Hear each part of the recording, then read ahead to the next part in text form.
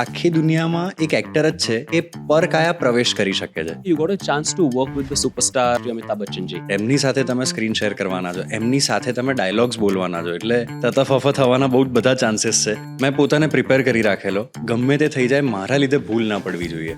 Yash is probably one of the hardest working actors. કદાચ હું કહું તો હું આળસુ એક્ટર છું. બને એટલું ઓછું કરીને હું કઈ રીતે મારી વાત પહોંચાડી દઉં તો જ્યારે હું વધારે કરીશ ને એનો ઇમ્પેક્ટ વધી જશે. Every 3, 4, 5 months you're changing your body. પોતાની બોડી માટે એક પ્રોજેક્ટ માટે આવું કોણ કરે? શું કામ કરે? મારે થોડુંક એક મારા કેરેક્ટર પ્રત્યે એક ડિસ્ગસ્ટ ઊભું કરાવડાવું હતું. સો એમાં મેં પેટ વધાર્યું અને શરીર આડેધડ વધાર્યું, બની શકે એટલું બધું વધાર્યું મેં. તેમ ક્રિશ્ચિયન બેલ, એમણે કેવા શરીર કર્યા છે એમના દરેક કેરેક્ટર માટે.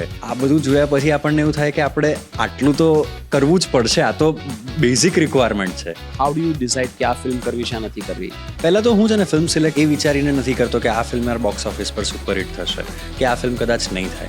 હું એ વિચારીને કરું છું કે આ વાર્તા સરસ છે, આ પાત્ર સરસ છે, તો આ કહેવાવું જોઈએ. Who is your favorite director right now from the Gujarati industry? Which character do you really enjoy playing? સૌથી સ્ટ્રોંગ બોન્ડિંગ કયા કોસ્ટાર સાથે છે અત્યાર સુધી? I feel Janaki. જે તમારી ત્રિપુટી છે, તમે લોકો જ્યારે સેટ પર હોય ત્યારે ઇટ્સ અ કેઓસ. પરફેક્ટ શબ્દ વાપરો તમે. It's a chaos.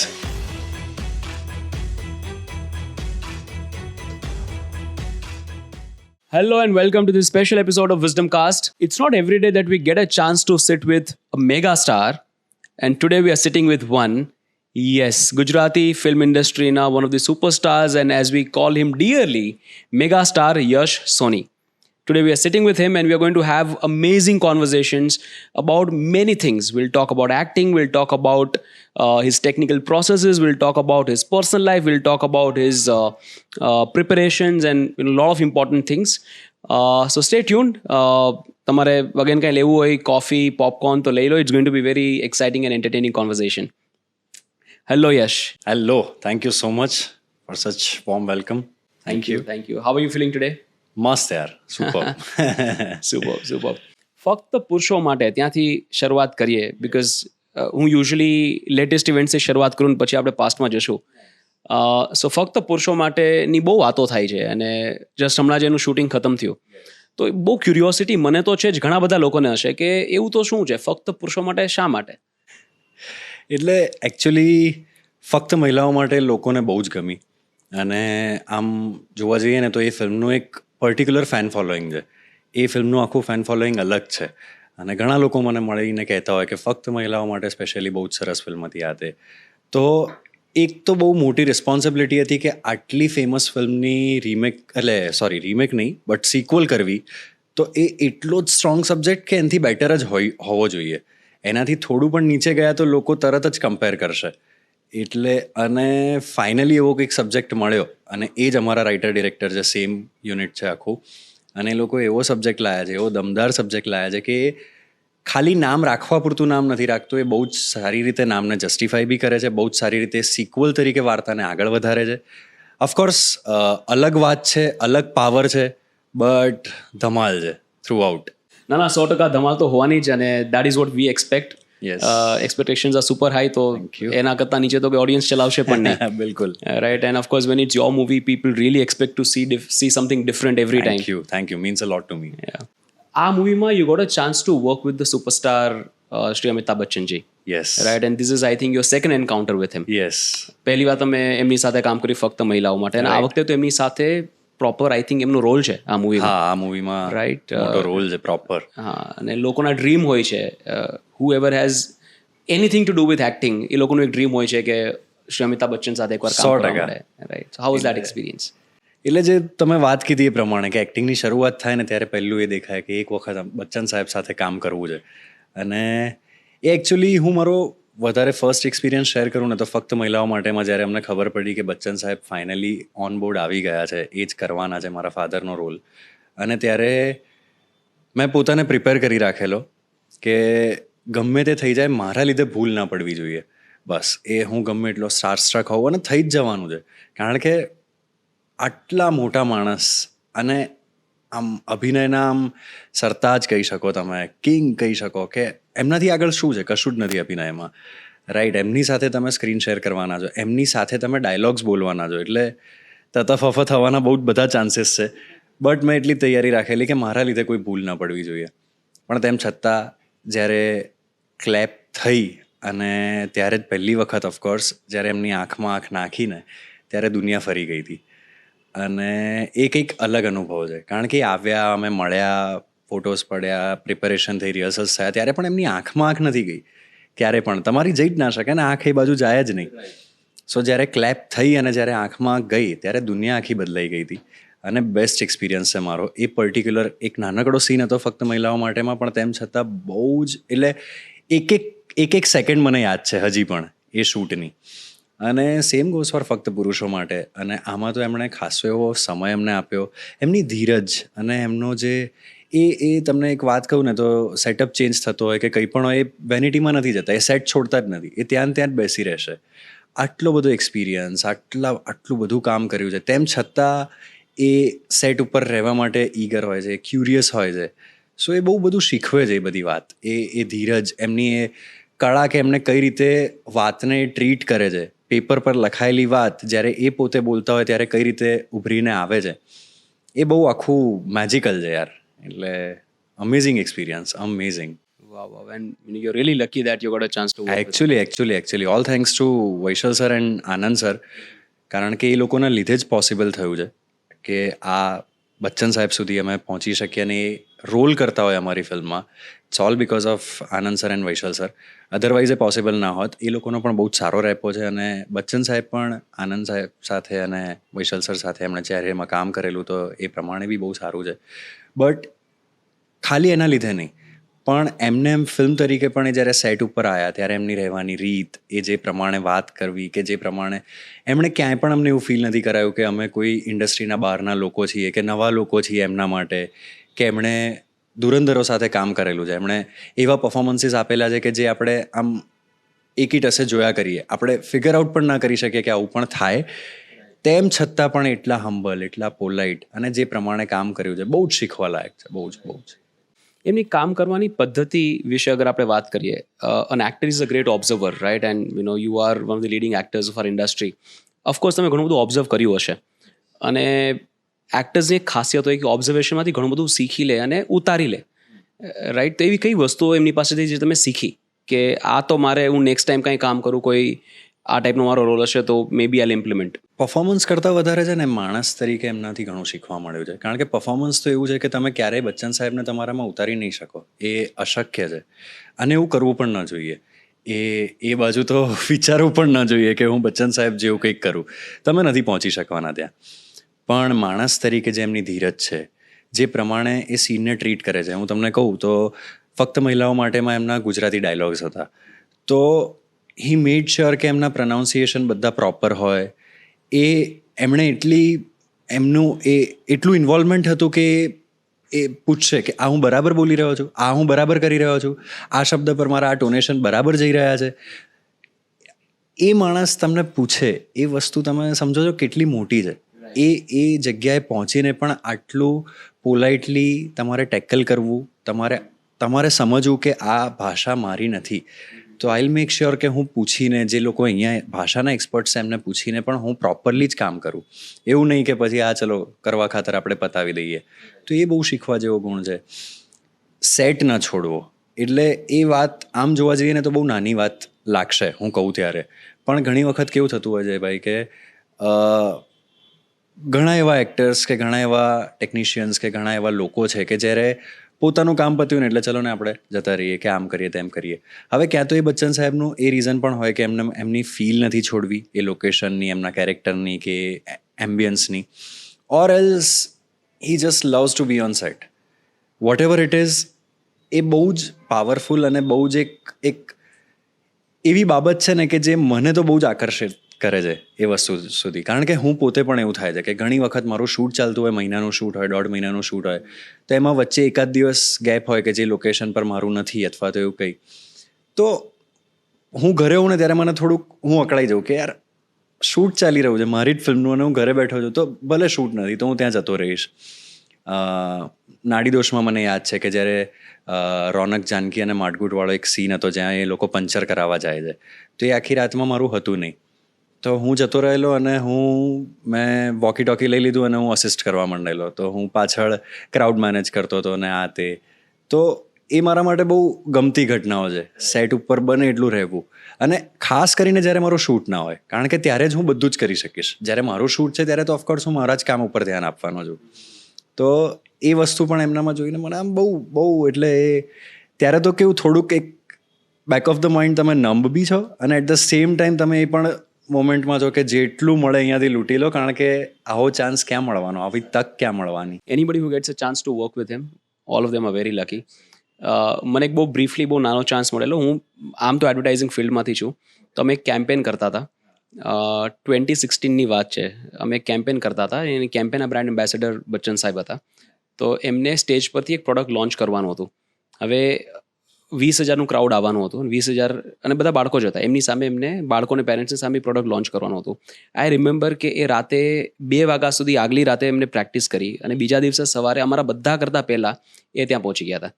એટલે એમની કોઈ કામ નાનું નથી સમજતા. Exactly right. આટલા મોટા સ્ટાર કે જેમને હોલિવૂડમાં પણ કામ કરેલું છે, લિયોનાર્ડો ડિકેપ્રિયો સાથે પણ કામ કરેલું છે, અને ગુજરાતી પિક્ચર કરે છે, તો એમના મનમાં એવું નહીં હોય કે આ કોઈ નાનું કામ છે. Exactly, that's my point. એ કેટલી મોટી વાત છે આ લેવલ પર પહોંચીને એ વસ્તુ મગજમાં રાખવી કે ગમે તે હું કામ કરી રહ્યો છું એ નાનું નથી, અને એટલા જ ઇક્વલ ઇમ્પોર્ટન્સ સાથે એને ટ્રીટ કરવું, આ તો કેવો ગુણ છે.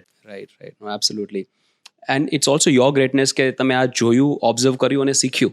That is also very important. આપણે અગર ગુજરાતી ફિલ્મ ઇન્ડસ્ટ્રીની વાત કરીએ, although I love all of our actors and I love how the industry is growing, પણ અગર કોઈ એક actor who is really maintaining himself, who is really fit, કે જે કહી શકીએ, that is you. Right. I bin consistently observing કે હરેક કેરેક્ટરમાં તમારા બોડીમાં કંઈ ચેન્જ થતા હોય, but you are consistently maintaining, અને ઘણું બધું કામ કરો છો. તમારી ટીમ સાથે વાત કરીએ તો ખબર પડે કે હરેક મૂવીના કેરેક્ટરના હિસાબથી you are actually molding your body. Right. So મેં એવું સાંભળ્યું છે કે રાડો માટે you gained weight, basically bulk કરવાનું હતું. પછી નાડી દોષ માટે you had to have 6 packs, અને હવે ફક્ત પુરુષો માટે પણ બોડી સાથે કાંઈ તો ચેન્જ થયા છે. I want to talk about it, કે શું હોય છે એ પ્રોસેસ, અને આટલું બધું ઇમ્પોર્ટન્સ કેમ? એકચ્યુઅલી છે ને, નાડી દોષથી આ વસ્તુ શરૂ થઈ હતી.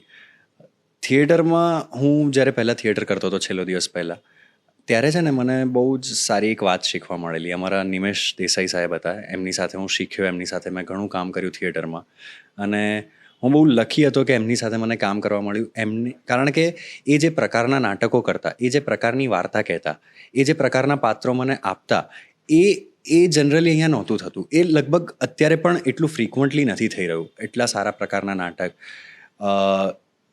આપણી લોકકથાના નાટક, કે કનૈયાલાલ મુનશી હોય કે નરસિંહ મહેતા હોય, કે આ બધી કૃતિના નાટકો, અને એટલા જ સારી રીતે રવિન્દ્રનાથ ટાગોરના નાટકો એટલા જ સારી રીતે ભજવાતા, અને એમાં કામ કરવાની તક મળી.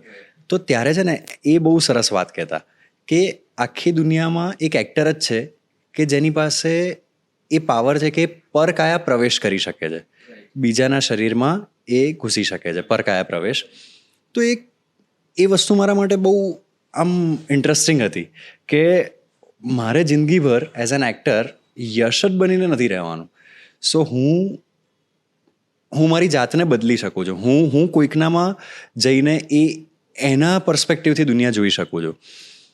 આમ નાની વાત છે સાંભળવામાં, પણ આમ બહુ જ મોટી વાત છે મારા માટે તો. કારણ કે પર્સપેક્ટિવ ચેન્જ થઈ જાય છે, દુનિયા બદલાઈ જાય છે, વિચારવાની રીત બદલાઈ જાય છે. તો એ મારી લાઈફને તો બહુ ઇન્ટરેસ્ટિંગ બનાવી દે છે. સો જ્યારે હું પરકાયા પ્રવેશની વાત કરતો હોઉં છું, તો માત્ર થોટ્સ કે બોડી લેંગ્વેજ કે એ જ નથી બદલાતું, પણ કાયા પણ બદલાઈ જાય છે. હવે જેમ કે નાડી દોષમાં કેડી સર, કૃષ્ણદેવ યાજ્ઞિકે ડિરેક્ટ કરી ફિલ્મ, લખી એમણે, તો એમના મગજમાં એક હતું કે આ માણસ ફિટ છે, આ તે. જ્યારે ગોવામાં જ્યારે શર્ટ બર્ટ કાઢે તો લાગવું જોઈએ કે આ માણસ પ્રોપર એક ફિટનેસવાળો માણસ છે, મજા કરવાવાળો માણસ છે. એટ ધ સેમ ટાઈમ એ ફેમિલીને પણ એટલું ધ્યાન આપી રહ્યો છે. આ તે એમના મગજમાં એક કેરેક્ટર હતું. અને ત્યારે મને યાદ છે તાન્ઝાનિયા ફરવા ગયેલો, અને હું જ્યારે પાછો આવ્યો ત્યારે મોટા માટલા સાથે પાછો આવેલો, કારણ કે હું જીવ ભરીને ફર્યો છું, ફૂલ જલસા કર્યા છે મેં. અને એમણે મને કીધું કે આપણી પાસે 3 મહિના છે અને આ પ્રકારનો ગોલ છે, તો મંડી પડ. હવે ત્યારે મારા માટે ફિટનેસ જર્ની ત્યાંથી તો શરૂ થઈ. એટલે મારા ટ્રેનર્સ, એક આખી ટીમ બની, કોચ, ડાયટિશિયન ને બધા ઓન બોર્ડ આવ્યા. અને ત્યારે તો હું ચાલ્યો, હું વોક બી નહોતો કરતો, હું બિલકુલ એક્સરસાઇઝ નહોતો કરતો, કશું જ નહીં. અને ત્યારે અચાનક આટલો મોટો ટાર્ગેટ આવી ગયો. પણ મારી ટીમે બહુ જ સારું કામ કર્યું. અત્યારે પણ બધો જ શ્રેય એમને જાય છે. તો એ લોકોએ મને મોટિવેટ કર્યો અને ટ્રાન્સફોર્મેશન કરાયું. હવે એ ટ્રાન્સફોર્મેશન થઈ ગયું એ દરમિયાન, કારણ કે 6 એબ્સ લાવવાના હતા અને આ તે ને એ બધામાં હું ઓવરઓલ લીન થઈ ગયો, કારણ કે પહેલું ટ્રાન્સફોર્મેશન હતું. પછી આવ્યું રાડોમાં મારે બલ્કઅપ કરવાનું હતું અને ટાર્ગેટ ખાસો મોટો હતો. હું નાડીદોષ વખતે 74 અરાઉન્ડ હતો અને મારો ટાર્ગેટ હતો 95 સુધી જવાનો, અને પ્યોર મસલ માસ સાથે. તો એમાં દે હેલ્પ મી અ લોટ. હવે એ દરમિયાન એવું થયું કે મને એઝ એન એક્ટર એ વસ્તુ એક્સપ્લોર થઈ મારા માટે કે જ્યારે મારું શરીર બદલાય છે, મારું રૂપ બદલાઈ જાય છે ને, ત્યારે એ કેરેક્ટરને ઘણી ખાસી બાબતો એ લુકના લીધે જ બદલાઈ જાય છે. જેમ કે નાડીદોષનો કેવિન છે, એ લીન છે, તો એનામાં એક એ ઇનોસન્સ અને એક એ ફેમિલી સાથેની એક રહેવાની ઢબ ને એ બધું તો એની જાતે એ ફિઝિકલી જ દેખાય છે. અને સેમ ગોઝ ફોર રાડો, કે રાડોમાં કરણ છે તો એ ઊભો છે, તો એની પર્સનાલિટી જ એવી છે કે હા, જો પોલીસવાળો બી એની સામે નહીં પડે, એ દેખાય છે. બલ્ક અને એની પર્સનાલિટીમાં અગ્રેશન એ દેખાય છે, એના શરીરમાં પણ દેખાય છે, પાવર દેખાય છે. તો એ મને બહુ ઇન્ટરેસ્ટિંગ લાગ્યું. હવે એ પછી ફરી ટ્રાન્સફોર્મેશન થયું. મારણ, જે અભિષેક જૈન સાથે મેં સિરીઝ કરી હતી, હવે લગભગ ફિલ્મમાં કન્વર્ટ થઈ ગઈ છે. તો એ સિરીઝ વખતે મારા મગજમાં એવો વિચાર આવ્યો કે એનું તો ખાસું કંઈ બહાર નથી આવ્યું, એટલે હું શું બોલી શકું, શું નહીં, મને ખ્યાલ નથી. But he was very excited about it. જ્યારે એની સાથે મેં વાત કરી, he was in anticipation કે it is going to be a great thing. Even I am also excited about that project. પણ બહુ ઇન્ટરેસ્ટિંગ છે, બહુ અલગ વાત છે અને બહુ અલગ રીતે એમણે કીધી છે. અભિષેક સરની અત્યાર સુધીની જે વાતો કહેવાય છે એના કરતાં સાવ ડિફરન્ટ અભિષેક જૈન ત્યાં દેખાય છે. સો એમાં મારે થોડુંક એક મારા કેરેક્ટર પ્રત્યે એક ડિસ્ગસ્ટ ઊભું કરાવડાવું હતું. સો એમાં મેં પેટ વધાર્યું અને શરીર આડેધડ વધાર્યું, બની શકે એટલું બધું વધાર્યું મેં, અને થઈ શકે એટલું આમ ફેટ ગેઇન કરવાનો ટ્રાય કર્યો, અને આમ જોઈને જ આમ થોડુંક વિચિત્ર લાગે એ પ્રમાણે ટ્રાય કર્યો. તો એ બી બહુ હેલ્પફુલ થયું. તો એ જે મારા ડાયટના લીધે, ડાયટ તો જરાય નહીં, સમોસા અને સેન્ડવિચો જ હતી એ મારણના ડાયટમાં તો, પણ એના લીધે એક જે લાઉઝીનેસ મારા શરીરમાં આવી, એક અકળામણ, એક જે થાક બોડીનો, કારણ કે તમે ન્યુટ્રિશિયસ અને પ્રોપર ડાયટ લેતા હો તો એક એનર્જી અને એ જે દેખાતું હોય, તો એ વસ્તુએ પણ મને બહુ હેલ્પ કરી. અને ફક્ત પુરુષો માટે હેપન્ડ આફ્ટર દેટ. તો એના માટે મારે એવું હતું કે પેઢીની વાત છે, મારા દાદા બી દેખાડ્યા છે, પરદાદા પણ દેખાડ્યા છે, આ તે બધું છે, તો એના માટે મારે એક પૌત્ર લાગવું જ પડે. હવે જો હું એ જાડા શરીર સાથે હું કરું તો એ એટલું બધું, કારણ કે દર્શન સર છે, તો એ રિલેશન પ્રોપર દેખાય એના માટે 10 કિલો જેવું લીન કરવાનું હતું. અને લકીલી એવો ટાઈમ પણ મળ્યો, એ બધું એડજસ્ટ બી કરતાં વર્કઆઉટ અને ડાયટ ને આ તેને બધું કરતાં એ 10 કિલો લીન થયું. તો આ જે શરીરનું સ્ટ્રક્ચર છે ને, એ પણ મારા કેરેક્ટરને બહુ જ વધારે પડતું હેલ્પ કરે છે. સો એ વસ્તુ મારા માટે બહુ ઇન્ટરેસ્ટિંગ છે. તો એ હવે મેઇન ફોકસ થઈ ગયું છે કે ખાલી મેન્ટલી કે વોકલ્સ કે પછી ટોનેશન કે બોડી લેંગ્વેજથી જ નહીં, બટ ઓવરઓલ એક લુક પણ મારે આપવાનો છે મારા કેરેક્ટરને, એક બોડી પણ મારે મારા કેરેક્ટરને આપવાનું છે. અને આપણે કેટલું બધું જોયું છે, જેમ ક્રિશ્ચિયન બેલ, લાઈક હું જસ્ટ કહેવાનો હતો. હા, એમણે કેવા શરીર કર્યા છે એમના દરેક કેરેક્ટર માટે. બેટમેન જુઓ કે પછી મશીનિસ્ટ જુઓ કે પછી પેલી ફિલ્મ ભૂલી ગયો જેના માટે, અમેરિકન હસલ જુઓ, તો એના માટે એમણે આટલું બધું ગેઇન કર્યું છે. એટલે આ બધું જોયા પછી આપણને એવું થાય કે આપણે આટલું તો કરવું જ પડશે, આ તો બેઝિક રિક્વાયરમેન્ટ છે આપણા કેરેક્ટર માટે. એટલે એ કંઈ એવું મહાન કામ હું નથી કરી રહ્યો, એ તો કરવું જ પડે, એ તો છે જ, એ તો બેઝિક વસ્તુ છે.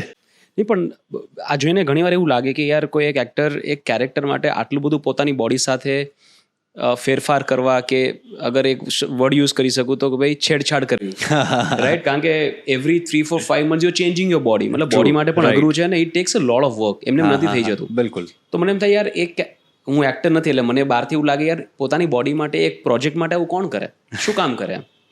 તો એક અલગ લેવલનું મોટિવેશન જોતું હશે, ઇઝ વોટ આઈ બિલીવ. એ જ મેં જે વાત કરીને કે કારણ કે આપણે દરેક વ્યક્તિ આપણા કામ માટે તો સ્વાર્થી જ છીએ. મારું કામ બેસ્ટ જ હોવું જોઈએ, એટલીસ્ટ હું જેટલું કરી શકું છું એટલું.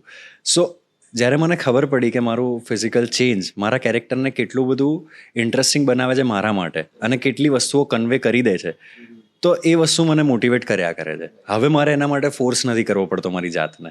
મને ખબર છે કે એ જગ્યાએ પહોંચવા માટે મારે આટલું તો જોઈશે જ, તો પછી આટલી બધી વસ્તુઓ મારા માટે ઇઝી થઈ જશે. How do you do it? અગર કોઈ મૂવીનું શૂટ ચાલે છે, 1 મહિનાનું આખું સ્કેડ્યુલ છે તમારું, તો બધું બેક ટુ બેક ડે નાઇટની શિફ્ટ્સ હોય, એની વચ્ચે તમે કેવી રીતે વર્કઆઉટ? શૂટ ટાઈમે એ ડિફિકલ્ટ થઈ જાય છે બહુ, કારણ કે આપણે અહીંયા ઓફિશિયલ શિફ્ટ જ 12 કલાકની છે અને એ પછી ઘણી વખત દોઢ શિફ્ટ થતી હોય, તો આપણે લગભગ 16 થી 18 કલાક તો મિનિમમ એક શિફ્ટ થઈ જતી હોય 24 કલાકના દિવસમાં.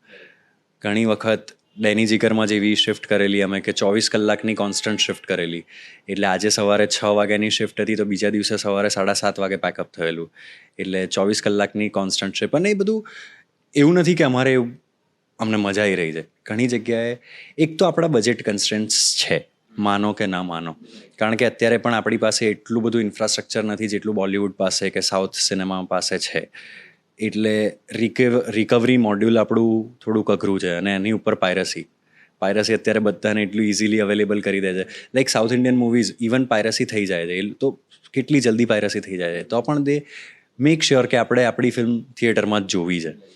સો જો એવો અપ્રોચ આવે તો પણ એ બિઝનેસ મોડ્યુલ આખું બદલાય. પણ એ પ્રોડ્યુસરનો ટોપિક છે આખો.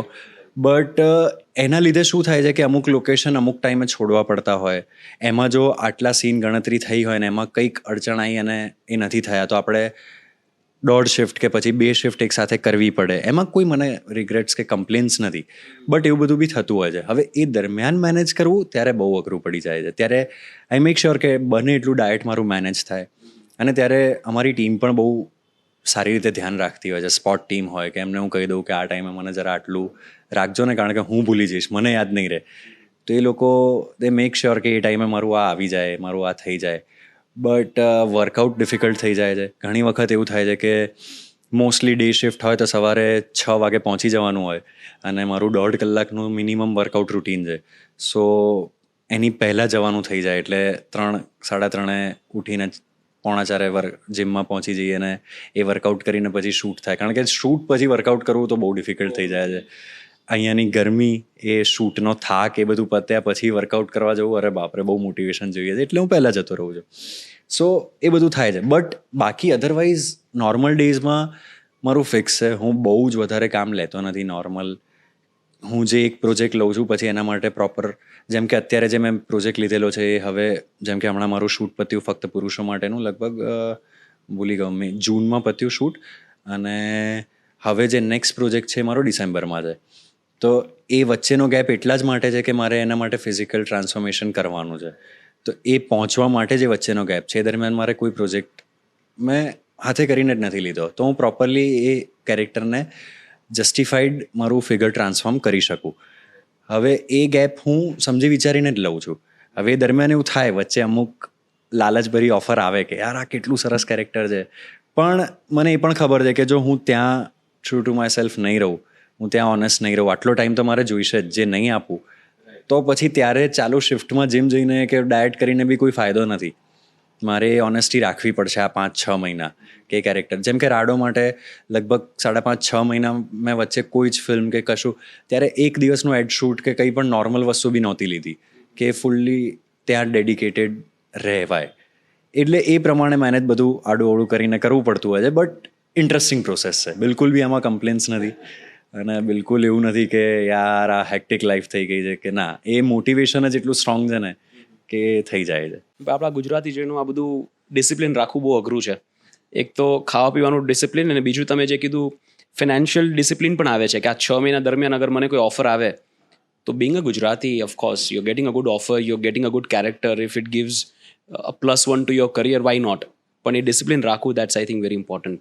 એના માટે છે ને મારા ઘરનો બહુ સપોર્ટ છે. લાઈક હું એકચ્યુઅલી એવું કહીશ કે મારા ફેમિલીના સપોર્ટ વગર હું કશું જ ન કરી શક્યો હોત. એ લોકોએ જે પ્રમાણે મને સાચ્યો છે શરૂઆતના પીરિયડમાં, થિયેટર હું કરતો હતો, છેલ્લો દિવસ તો 2015માં આવી, મારું કરિયર સ્ટાર્ટ થયું 3rd-4th સ્ટેન્ડર્ડથી, કારણ કે ત્યારે તો એક બાળકે કીધું ના હોય કે મારે એક્ટર બનવું છે, રાઈટ, એના બિલીફ ઉપર મારા મમ્મી પપ્પાએ મને એટલી જગ્યાએ લઈ ગયા છે, એટલો સમય ફાળવ્યો છે મારી પાછળ. અને ત્યારે કેવું કે મહિનો રિહર્સલ કરીને અમે જ્યારે નાટક કરતા હોય ત્યારે 300 રૂપિયાનું કે 500 રૂપિયાનું કવર આવે, હું તો એવા નાટકો કરતો હતો. ઘણા મોસ્ટલી નાટકો એવા થતા હતા કે અમે સ્ટેજ ઉપર વધારે લોકો હોઈએ ઓડિયન્સ કરતા, એટલે રાઈટ 15-20 શો તો આમ એ અમારા માટે સૌથી વધારે ચાલેલું નાટક છે. કારણ કે મેં જે વાત કરી જે નાટકોની, એ નાટકોનું ઓડિયન્સ પણ અહીંયા એટલું બંધાયેલું નહોતું જે નિમેશ સર કરતા હતા. હા, એમનું પર્ટિક્યુલર એક ઓડિયન્સ હતું જેમાં બહુ તો 7 થી 10 શો બહુ તો થાય, અમદાવાદ, સુરત, બરોડા. તો એ રીતે એટલે મહિનો, 1.5 મહિનો, 2 મહિના રિહર્સલ્સ કર્યા પછી તમને ખબર છે કે તમે 6 કે 7 શો કરવાના છો, પછી નવા નાટક પર શિફ્ટ થઈ જવાનો, જેમાં ફરી મહિનો, 1.5 મહિનો, 2 મહિના રિહર્સલ્સ કરવાના છો. પણ ક્યાંય એ વસ્તુનો અણગમો કે એવું હતું જ નહીં, કારણ કે ફેમિલીનો એટલો સપોર્ટ હતો. ફેમિલીએ ક્યારેય મને એવું ફીલ નથી થવા દીધું કે આ શું 200 રૂપિયા, 500 રૂપિયા, 700 રૂપિયા આવે છે મહિનો અમે તને મૂકવા આવીએ, આના કરતાં તો અઠવાડિયાનું પેટ્રોલ વધારે જાય છે તને મૂકવા પાછળ ક્યાં છે. એ જ વસ્તુ છે ને અત્યારે પણ મારા ઘરે છે. છેલ્લો દિવસ થયું કે શું થયું, ચાલ જીવી લઈએ, ઇનિશિયલ સ્ટેટની બધી ફિલ્મ્સ થઈ, એ પછી કે જે કંઈ પણ ફાઇનાન્શિયલ ઇન્કમ ચાલુ થઈ, એ પછી ઘણી વખત એ રોકાઈ પણ ગઈ. ત્યારે ક્યારેય પણ મારા ફેમિલીમાંથી ક્યારેય એવું બર્ડન મારા પર નથી આવ્યું કે મારે, કારણ કે મારી ઇન્કમ રોકાઈ ગઈ છે તો એના માટે કંઈક કરવું પડશે જલ્દી. ક્યારેય એવું બર્ડન નહીં, ક્યારેય એવો ફોર્સ નહીં, ક્યારેય એવું બી કીધું નથી મને કે તું વર્ષથી બેઠો છે, આટલી ફિલ્મ્સ આવી રહી છે તો હવે એકાદને હા પાડી દે, તને જે ઠીક લાગે એ તું કર, તને આ ફિલ્મ યોગ્ય લાગે છે તો કર, તને ફિલ્મ યોગ્ય નથી લાગતી તું વર્ષ કરે બેસ, 2 વર્ષ કરે બેસ, કંઈ જ વાંધો નહીં, તું તારે કર, તને જે યોગ્ય લાગે એ કર. એ સપોર્ટ એટલો સ્ટ્રોંગ છે ને મારા માટે, ત્યારે જઈને હું મારું મન ફાવે ને કરી શકું છું. રાઈટ, એ મારો બેકઅપ સૌથી સ્ટ્રોંગ છે. સાચે, અગેન યુ લકી. મતલબ ઘણી બધી વાતો સાંભળીને ખરેખર અદેખાઈ થાય છે કે અને તમે આની પહેલાંના ક્વેશ્ચનમાં મને કીધું કે as an actor I get N opportunity કે હું કોઈ બીજા પાત્રના લાઈફમાં જઈ શકું. મતલબ મારે આખી જિંદગી યશ બનીને નથી રહેવાની. વાક્ય મને બહુ જ ગમ્યું કે મતલબ આ બહુ અલગ પર્સપેક્ટિવ છે. યુઝલી તમે કોઈને પૂછો the best part about being an actor, right? So the best part about being an actor is the glitz and glamour and attention. એ તો કોન્સિક્વન્સીસ છે જયભાઈ. એટલે એ કોન્સિક્વન્સીસ જ્યારે નહોતા ત્યારે પણ હું એક્ટર જ હતો. હું એક્ટર એના માટે નહોતો બન્યો. એ ઓફકોર્સ એ બહુ જ પોઝિટિવ અને બહુ જ આકર્ષક કોન્સિક્વન્સીસ છે, પણ એક્ટર એના માટે ન બનવું જોઈએ. એટલે જો તમે સ્ટારડમ માટે કે ફેમ માટે એક્ટર બની રહ્યા છો તો તમે એક્ટર નથી બની રહ્યા, તમે સ્ટાર બનવા માટે સ્ટ્રગલ કરી રહ્યા છો, જે ખોટું છે. એટલે 2015માં અમને સક્સેસ મળી, અને આવી સક્સેસ જે વિચારી પણ નહોતી કે આવી સક્સેસ થશે. એ પહેલાં લગભગ 10 થી 12 વર્ષ જ્યારે થિયેટર કર્યું ત્યારે ગણીને 4 લોકો ઓળખતા હતા ને, એ બી આપણા જ નાટકવાળા, જે આપણા નાટકમાં છે, આપણી જોડે છે રોજે રિહર્સલ કરવાવાળા. તો એ ક્યારે વિચાર નહોતો, એ ક્યારે એમ નહોતો. એમ હતો એક કેરેક્ટરને પ્રોપરલી જસ્ટિફાય કરવું, એની રીતે જીવવું, કારણ કે એની તો મજા છે. રાઈટ. પ્રિપરેશન દરમિયાન એવું ક્યારેય થાય કે એવું લાગે કે આ કેરેક્ટર મારા પર થોડું ભારે થઈ રહ્યું છે, કે મતલબ મારા રોજિંદા જીવનમાં હું આ કેરેક્ટરની જેમ બિહેવ કરવા લાગ્યો છું? એવું ક્યારેય? એની જ મજા છે યાર, મને એની જ સૌથી વધારે મજા આવે છે કે કેરેક્ટર હાવી તો થવું જોઈએ, બાકી તો શું ફાયદો છે. એટલે ઓફકોર્સ તમારી એક સ્વિચ ઓન ઓફ તો થતી હોય કે તમારો ટેક પત્યો એટલે તમારે પ્રેક્ટિકલી પણ વિચારવાનું છે કે તમારે આમાં શું બીજું થઈ શકે છે અને શું નથી કરવા જેવું, એ બી તમારે તરત એક ત્યાં ને ત્યાં એ જ ક્ષણમાં વિચારવાનું છે. કારણ કે શૂટ પર તો બહુ ટાઈમ છે નહીં તમારી પાસે. જે પણ તૈયારીઓ કે જે કંઈ પણ થાય છે એ બધું પ્રીમાં થાય છે. શૂટ પર તો તમે નક્કી કરેલી વસ્તુઓને તમે કેપ્ચર કરો છો, બાકી બધું નક્કી થાય છે, બધા એક્સપેરિમેન્ટ્સ થાય છે પ્રી કે વર્કશોપના ટાઈમે થાય છે. સો એ તો તમારે પ્રેક્ટિકલી વિચારવાનું જ છે. બટ અધરવાઇઝ જેમ કે રાડો વખતે મેં વાત કરી તો મને નથી ખબર, મને પોતાને પર્સનલી એવું ફીલ નહોતું થતું, પણ મારું એક એગ્રેશન વધી ગયેલું રૂટીન લાઈફમાં, કે હું ઘરમાં નાની વાતે ચીડાઈ જવું, કે પછી જે હું છું નહીં માણસ તરીકે, હું કોઈ પણ મોટી વાતે બી નથી ચીડાતો. મને હું શાંતિપ્રિય માણસ છું અને હું રહી શકું છું શાંત, તે બહુ સારી વાત છે. સો ત્યારે એગ્રેશન વધી ગયેલું મારી લાઈફમાં. ત્યારે એક અપ્રોચ લાઈફને જોવાનો બદલાઈ ગયો હતો. સેમ ગોઝ ફોર ડેની જીગર. ડેની જીગર અમે જ્યારે કરતા હતા ત્યારે મને યાદ છે કે હું આખો ઉછળતો કૂદતો માણસ થઈ ગયો હતો. હું બ્લેન્કેટ બી આમ ઉછાળીને મારા પર નાખતો હતો, અને પાણી પીતા પહેલાં આમ 10 કલર કરીને પાણી ભરતો હતો. ને સો એ બહુ ઇન્ટરેસ્ટિંગ છે, એ મજાની વસ્તુ છે મારા માટે. બહુ એ ક્યારે મારા હેવી થઈ ગયું ને આ વસ્તુ મને ડરાઈ રહી છે કે મારે આમાંથી બહાર નીકળવું પડશે મારે પ્રોસેસ. ના, મને એકચ્યુઅલી એમાં જ વધારે મજા આવે છે. મારો અપ્રોચ બદલાય લાઈફને લઈને, હું એઝ અ પર્સન બદલાવું. સો એ મારા માટે બહુ ઇન્ટરેસ્ટિંગ વાત છે. નાઇસ. તમારી સિલેક્શન પ્રોસેસ શું છે? હાઉ ડુ યુ ડિસાઇડ કે આ ફિલ્મ કરવી છે, આ નથી કરવી? Do you look for the right character, right script, right director, commercial angle? શું જોઈને તમે સિલેક્ટ કરો? એટલે આ બધું તો આવે જ છે, પણ આ બધું પછી છે. પહેલી વખત જ્યારે સ્ક્રિપ્ટ સંભળાવે અથવા તો હું વાંચું, અને એ છે ને ફર્સ્ટ ઇન્સ્ટિંક્ટ જ હોય છે કે વાંચતા ખબર પડી જાય કે આમાં મજા આવી રહી છે, નથી આવી રહી. ઘણી વખત એવું બી થાય કે મજા ઓછી આવી રહી છે, પણ આ ઇમ્પ્રૂવ થઈ શકે છે. એવું પણ નથી કે સાવ હું ના જ પાડી દઉં. હું થોડુંક રહીને મારા જે સજેશન્સ છે એ કહું, with all due respect to the director and writers. અને પછી either you convince me or I convince you. અને બહુ સારી વાત છે કે એ રીતે કામ દરેક મેકર કરી રહ્યા છે, તો એ બહુ ઇન્ટરેસ્ટિંગ પ્રોસેસ છે. But first instinct, basic instinct કહી દે છે કે આ કરવી છે કે આ નથી કરવી. એ પછી ઓફકોર્સ જો તમારા ડિરેક્ટર સારા છે, ડિરેક્ટર એક્સપિરિયન્સ છે, એમણે સારું કામ કરેલું છે, તો સોને પે સુહાગા. અને નથી તો પણ જે પ્રમાણે નરેટ કરી રહ્યા છે, જે પ્રમાણે સ્ટોરી તમને કહી રહ્યા છે, એનાથી તમને આઈડિયા તો આવી જ જાય છે. એ બાકી બધા કેરેક્ટર્સને કઈ રીતે, શું એ ટોનેશનમાં જ કહી રહ્યા છે, એમના મગજમાં ટોનેશન્સ ક્લિયર છે, એ કેરેક્ટર્સને કઈ રીતે જુએ, જ્યારે સંભળાવતા હોય ત્યારે આપણને ખબર પડી જાય છે. એ સિચ્યુએશનને કઈ રીતે ટ્રીટ કરવા માંગે છે, તો એ જ્યારે વાર્તા સંભળાવતા હોય ત્યારે એ પર્ટિક્યુલર સીનના એ ભાવ લાવવાના પ્રયત્ન કરતા હોય છે ડિરેક્ટર્સ. તો એ જ્યારે આવતા હોય એ બધું નરેશનમાં આઈડિયા આવી જાય. તો એ પ્રોસેસ, જેમ કે ફક્ત મહિલાઓ થઈ, તો જય બોડસની એ ફર્સ્ટ ફિલ્મ હતી અને એમણે બહુ સરસ કામ કર્યું. તો એ એમના નરેશનમાં દેખાતી હતી એ વાત. એ જે ફિલ્મ દેખાય છે તમને, એમના નરેશનથી જ દેખાતી હતી.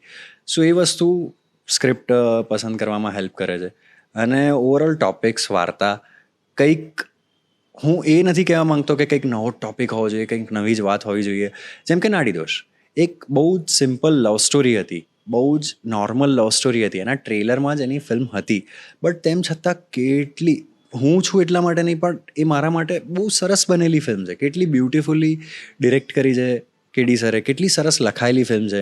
એક લવ સ્ટોરી છે, બટ એક નાડીદોષનો એંગલ કે જે આટલા વર્ષોથી આપણા ત્યાં ચર્ચાય છે, પણ હજી સુધીના એની વાત કરાઈ છે કે ના કહેવાય છે. સો એક એંગલ બહુ એને ક્વર્કી બનાવી દે છે, આજની ફિલ્મ બનાવી દે છે. સો એ બધી વસ્તુઓ મને બહુ ઇન્ટરેસ્ટિંગ લાગે છે. મારે ક્યાંક ને ક્યાંક જે મેં કામ કરેલું છે એના કરતાં અલગ એ રીતે કે જેમ કે નાડીદોષ કરી, એના પછી મારી નેક્સ્ટ ફિલ્મ હતી રાડો. ટોટલી ડિફરન્ટ કેરેક્ટર, કે એક એકદમ ફેમિલીવાળો માણસ છે, સોફ્ટ માણસ છે, સિચ્યુએશનને હેન્ડલ કરવાની રીત એની અલગ છે, અને એક ફૂલ્લી એગ્રેસિવ, આ જ થવું જોઈએ, આ જ છે, આ જ હોવું જોઈએ, આ રીતે જ થશે એવું માનવાવાળો માણસ. અને દેન ફક્ત મહિલાઓ માટે. સો અગેન સમવન કે જે ફેમિલીથી હેરાન છે, એની આજુબાજુની સ્ત્રીઓથી હેરાન થઈ ગયો છે, અને એને આવો પાવર મળે છે. સો એ ડિફરન્શિએશન મને મારા કેરેક્ટર્સમાં મળે ને, તો મને વધારે મજા આવે છે. હવે જેમ કે મેં ફક્ત પુરુષો માટે કર્યું, અને હવે જે ડિસેમ્બરના પ્રોજેક્ટની વાત કરી રહ્યો છું, એ એકદમ ડિફરન્ટ છે, સાવ ડિફરન્ટ છે. તો હું નહીં ઈચ્છું કે ફક્ત પુરુષોમાં થયેલો શેડ જ હું ફરી એક્સપ્લોર કરું. સો એ એક મારો બહુ મોટો આસ્પેક્ટ છે સ્ક્રિપ્ટ સિલેક્શનમાં, અને એ બહુ ઇન્ટરેસ્ટિંગ બનાવી દે છે overall. Your acting journey starts from theatres, અને પછી પહેલી વાર ચાન્સ મળે છે સ્ક્રીન પર છેલ્લો દિવસ, રાઈટ? તો થિયેટરમાં કેવું હોય કે I also done theatre, so I know that you have to be, Oh, really? Yes, Nice. So મેં મુંબઈમાં થિયેટર્સ કરેલા છે. I am trained by Shri Amit Trivedi, Narsinh Mohanji college.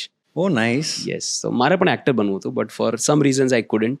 ઓ અચ્છા. હા, અને એટલા માટે અમુક વાતો તમારી બહુ ગમે છે, અને સ્પેશિયલી આજે તમે વાત કરી, મતલબ you are more about the process and the satisfaction of an artist than anything else, and that is something that I really love. અને સક્સેસ ત્યાંથી જ આવે, બાકી બધું કોન્સિક્વન્સીસ છે, everything will follow if this things are rightly placed, right? So again, coming back to theatre, so when you do theatres, you have to be a little loud, you have to be animated, right? And to some extent that helps, मतलब commercial movies में बड़ी जगह help करे, but when you come on screen, तो हर एक नानी moment screen पर वो मोटी थी जाए, because 70 mm people are watching you up close without any distractions, right? तो ये transition કેવી રીતે આવે કે easy થઈ જાય છે થિયેટરના એક્સપિરિયન્સીસથી, easy થઈ જાય છે કે you have to unlearn and learn? શું હોય છે પ્રોસેસ? લાઈક જનરલી આવી વાત થતી હોય છે કે થિયેટરમાં તમારે જરાક લાઉડ રહેવું પડતું હોય છે સ્ક્રીન કરતાં. બટ આઈ ફીલ મને ક્યારે એવું ફીલ નથી થયું કે હું જો થિયેટરમાં આ પાત્ર ભજવું તો એને આ રીતે ભજવું અને સ્ક્રીન ઉપર જો આ પાત્ર ભજવું તો એને આ રીતે ભજવું. મારા માટે એવું ક્યારેય નથી થયું. સૌથી ઇમ્પોર્ટન્ટ મારા માટે થઈ જાય છે આંખો, કે હું આંખોથી કેટલી વાત કહી શકું છું. તો જેમ કે ઘણી વખત કેવું થાય કે હું ધારો કે સમજી લો કે આપણે કંઈક એવું વિચારીએ કે હું તમને ગુસ્સામાં જોઈ રહ્યો છું, તો શું મારે ફેશિયલ મસલ્સ હરાવવાની જરૂર છે? મારી આંખોથી જે ગુસ્સો દેખાય છે, હું જે રીતે તમને જોઈ રહ્યો છું, શું એમાં મારો ગુસ્સો કન્વે થઈ જાય છે? વેલ ઇનફ. નથી થતો તો પછી હું શું કરું? કદાચ હું કહું તો હું આળસુ એક્ટર છું. બને એટલું ઓછું કરીને હું કઈ રીતે મારી વાત પહોંચાડી દઉં તો જ્યારે હું વધારે કરીશ ને એનો ઇમ્પેક્ટ વધી જશે. તો જો હું આંખોથી જ તમારા સુધી મારો ગુસ્સો પહોંચાડી શકું છું કે મારો અણગમો પહોંચાડી શકું છું, તો પછી હું કેમ હાથ હલાઈને અહીંયા પછાડું ને આ બધું કરું? એ હું બચાવી રાખું ને આગળ માટે. એ હું બચાવી રાખું વધારે એક ગ્રાફને જ્યારે મારે ઉપર લઈ જવો છે ત્યારે. જો આંખોથી જ હું ગુસ્સે થઈ ગયો અને મેં સિચ્યુએશન કાઢી દીધી, તો જ્યારે હું હાથ પછાડીશ ત્યારે એની ગ્રેવિટી ખાસી વધી જશે. તો એ ગ્રેવિટી બહુ મેટર કરે છે દરેક સીનની મારા માટે. બીજું કે જ્યારે થિયેટરમાં હું પરફોર્મ કરતો હોઉં કે ફિલ્મમાં કરતો હોઉં, મારી આખી બોડી, જેમ મેં કેરેક્ટરની વાત કરી કે કેરેક્ટર એ જીવતો હોઉં છું, તો જ મને મજા આવે છે. તો ત્યારે એવું નથી કે હું અહીંયા સુધી કરણ છું કે કેવિન છું અને નીચે યશ છું. ના, એ આખી બોડી જ એ કેરેક્ટરનો ભાગ છે. સો ઇવન દો મારો એક ક્લોઝ ચાલી રહ્યો છે અને જો મારા હેન્ડ મુવમેન્ટ્સથી મને કંઈક ફીલ મળી રહી છે, તો એ હેન્ડ મુવમેન્ટ થશે જ, એ મારી રહેશે જ. કારણ કે એ હેન્ડ મુવમેન્ટ છે જે મને એ ફીલ આપી રહી છે. તો એ ફીલ મારી અહીંયા દેખાઈ જ જવાની છે. કેમેરા છે ને આટલી અમથી વસ્તુ પણ પકડી લે છે, એ મેં જોયું છે. સો એ મારા હાથનું આટલું અમથું જેસ્ચર, ભલે મારો ક્લોઝ ચાલી રહ્યો છે અને દેખાતું નથી, પણ આ જે પાવર છે તો એ અહીંયા પહોંચી આવે જાય છે. એ ફીલ, એ ઇમોશન અહીંયા સુધી પહોંચી જાય છે. સો એ જ વસ્તુ થિયેટરમાં પણ છે. અને થિયેટર તો કેવું છે, એક વાઇડ લેન્સ લગાવેલો છે અને એ લોકો ઓડિયન્સ તમને કોન્સ્ટન્ટલી જોઈ રહી છે. ના કોઈ કટ છે, ના કોઈ ઓડિયન્સ, ભલે તમે ડાયલોગ બોલી રહ્યા છો પણ ઓડિયન્સને મને જોવું છે તો એ મને જ જોતી હશે. સો મારે થ્રુઆઉટ એક થ્રેડમાં જ મારે એ મારા પરફોર્મન્સનું કનેક્શન રાખવું જ પડશે. સો મારી બોડી, મારા પગ, મારા હાથ, મારી આંગળીઓ, મારું મોઢું, બધું જ ક્યાં છે એ બધું જ દેખાઈ રહ્યું છે. તો મારે બિલકુલ ઓનેસ્ટ રહેવું પડશે. સો એ જ વસ્તુ ફિલ્મમાં પણ વર્ક કરે છે. તો જ્યારે મારી બોડી લેંગ્વેજ, કે જ્યારે મારા હાથ, પગ કે કંઈ પણ એ પાર્ટ્સ કે જે દેખાતા નથી ઓન સ્ક્રીન, એ પણ જ્યારે એ રિધમમાં છે તો એ કન્વે થાય જ છે. અને થિયેટર માટે મારે ફેશિયલી બી એટલું બધું લાઉડ નથી કરવું પડતું. હા, એ વસ્તુ ટોનેશનમાં દેખાઈ જાય છે. હું સ્ટ્રેટ ફેસ સાથે તમારા પર ગુસ્સો કરી રહ્યો છું, મારા ટોનેશનમાં જો એ ગુસ્સો દેખાય છે ને, તો ઓડિયન્સ કેન ઇમેજિન, જેમ તમે વાત કરી કે એક સાઉન્ડ કેટલું બધું ઇમ્પેક્ટફુલ થઈ જાય છે. પહેલાં તમે વાત કરી કે તમે પહેલાં મેગ્નેટ માઇક્સ યુઝ કરતા હતા ને હવે આ કેમ આવ્યા. તો એ સાઉન્ડ જ્યારે મારા સાઉન્ડમાં કે મારા અવાજમાં, મારા ટોનેશનમાં એક ગુસ્સો દેખાય છે કે એ મસ્તી દેખાય છે, તો ઓડિયન્સને આપોઆપ, છેલ્લી રોમાં બેઠેલા ઓડિયન્સને પણ આપોઆપ મારો ફેશિયલ ઇમોશન એ ટોનેશનથી ઇમેજિન થઈ જ જાય છે અને એ છાપી જ દે છે મારા મોઢા પર. સો એના માટે મારે આંખો પહોળી કરવાની કે આ કરવાની જરૂર નથી પડતી. એ મારા ટોનેશનથી બી પહોંચે છે, એ મારે ઊભા રહેવાના સ્ટ્રક્ચરથી, પોસ્ચરથી, મારી બોડી લેંગ્વેજથી, બધાથી પહોંચે છે. સો એવું બિલકુલ નથી કે મારે સ્ટેજ પર છું એટલે મારે કૂદવાની જરૂર છે અને સ્ક્રીન ઉપર છું એટલે મારે બેસી રહેવાની જરૂર છે. એવું મને જનરલી ઓછું લાગે. Right. No, fair enough. Jim Saab is one of my favorite actors and is technically very sound. તો એને એક ઇન્ટરવ્યૂમાં કહેલું કે I am the person of script, કે મને જે સ્ક્રિપ્ટ આપી હશે ને, પહેલાં તો એવા જ ડિરેક્ટર કે રાઇટર સાથે કામ કરીશ કે જેના પર મને પૂરેપૂરો ભરોસો છે કે સારું જ કરશે, એમનું લખેલું હશે એટલે સારું જ હશે. Then I just follow the script. કોઈ ઇમ્પ્રોવાઇઝેશન હું નથી કરતો. And for any actor, if you follow the script, if the script is let's say screenplay, and if that is written right, then you are bound to give a great performance. So what's your process? You believe in improvisation કે પછી સ્ક્રિપ્ટને follow કરવા માનો છો? ના, હું પણ ઇમ્પ્રોવાઇઝેશનમાં એટલું બધું નથી માનતો. ઘણી વખત એવું થાય કે ઇમ્પ્રોવાઇઝેશન વર્કશોપ્સ દરમિયાન કે એ જેમ કે આપણે રીડિંગ કરી રહ્યા છે, આ લખાયેલો એક સીન છે ને એમાં આપણે બે કેરેક્ટર પરફોર્મ કરી રહ્યા છે અને આપણે રીડિંગ કરી રહ્યા છે અને મારા મગજમાં કંઈક આવી ગયું, આઈ ડિસ્કસ વિથ માય ડિરેક્ટર કે આવું કંઈક અહીંયા થઈ શકે, શું પોસિબિલિટી છે. જો એ થાય તો શું ઇમ્પેક્ટ પડે છે, શું નથી પડતો, આ તે એ બધું થાય. બટ ઓન સ્ક્રીન કે ચાલુ પરફોર્મન્સમાં ઇમ્પ્રોવાઇઝેશન આવી જાય એ મારામાં ઓછું છે. હું સ્ક્રિપ્ટને વળગી રહેવાવાળો એક્ટર છું. મારા માટે પણ ડિરેક્ટર બહુ જ ઇમ્પોર્ટન્ટ થઈ જાય છે, કારણ કે હું મારી જાતને સોંપી દઉં છું. એ પછી જો મને હું છે ને કોઈ પણ કામ કરતાં પહેલાં કે કોઈ પણ ફ્લોર ઉપર જતાં પહેલાં જો મારા ડિરેક્ટર પર મને જરા પણ શંકા કે જે આજ સુધી નથી જ થયું ક્યારેય, પણ જો હોય ને તો હું કામ ન કરી શકું. કારણ કે મારે મારી જાતને એવા વ્યક્તિને સોંપવી છે કે જેના પર મને પૂરેપૂરો ભરોસો છે, કે જે વ્યક્તિ ઓવરઓલ બધું સરસ જ કરવાના છે. મારે એમને ખાલી બ્લાઇન્ડલી ફોલો કરવાના છે, એ એમનું વિઝન છે. ફિલ્મ મીડિયમમાં અમે કોઈ પણ હોઈએ બધા કઠપુતલી છીએ. એ ડિરેક્ટર જ છે જે છે એ આપણને બધાને ખબર છે. ડિરેક્ટર જ ફિલ્મ બનાવે છે, બાકી કોઈ કશું જ નથી કરતું. એમનું જ વિઝન છે જે છે, એ જ માણસ છે જે આખી ફિલ્મ તમે જે જોઈ રહ્યા છો એ બધું કરાવડાવે છે. અને થિયેટર છે એક્ટર્સ મીડિયમ. ત્યાં પડદો ખુલ્યા પછી કોણ ડિરેક્ટર કોણ રાઇટર, જે એક્ટર છે જે કરે છે એ જ છે, એ જ રિયાલિટી છે ને એ જ રહેશે. સો ફિલ્મ મીડિયમ માટે એક્ટર્સની પ્રોસેસ આ રીતે બહુ બદલાઈ જાય છે. So you have to blindly trust heme.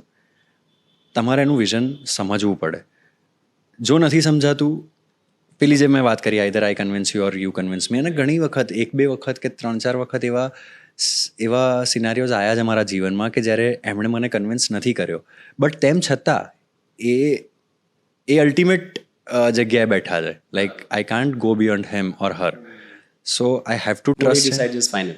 Yes absolutely, because it's his vision or her vision. So એ વસ્તુ છે, અને હું બ્લાઇન્ડલી ફોલો કરું છું મારા ડિરેક્ટર્સને, અને એટલા જ માટે છે ને મે બી હું વધારે એક્સપ્લોર નથી કરી શક્યો ડિરેક્ટર્સ કે પ્રોડ્યુસર્સ કે આ તે. પણ જેટલા મેં એક્સપ્લોર કર્યા છે, જેમ કે કેડી સર છે, હર્ષિલ સાથે હમણાં જગત કરી, એની પાસેથી બહુ જ શીખ્યો છું હું. જય છે, ચિન્મય સાથે હજી ફિલ્મ આવી રહી છે, અને એ ઓવરઓલ અભિષેક સર સાથે, વિપુલ સર સાથે. તો ઓવરઓલ એ રીતે કામ કરવાની ત્યારે જ મજા આવે જ્યારે તમે તમારી જાતને પ્રોપરલી સોંપી શકો. અધરવાઇઝ થોડું ડિફિકલ્ટ થઈ જાય છે. આટલી બધી ટેકનિકલ અસેસમેન્ટ, ટેકનિકલ એફર્ટ્સ તમે નાખો છો કોઈ પ્રોજેક્ટમાં, અને આટલી બધી મહેનત કરો છો, bit physical, bit mental, technical, બધી રીતે, ત્યાર પછી પ્રોજેક્ટ કુડ ઇધર ગો હિટ ઓર કુડ ટેન્ક. આ બેમાંથી એક થવાનું છે. કાં તો એવરેજ રહેશે, which as an actor you would consider as a tank only. તો એની પર્સનલ લાઈફમાં શું ઇમ્પેક્ટ આવે? કારણ કે એક્સપેક્ટેશન્સ તો બહુ હોય.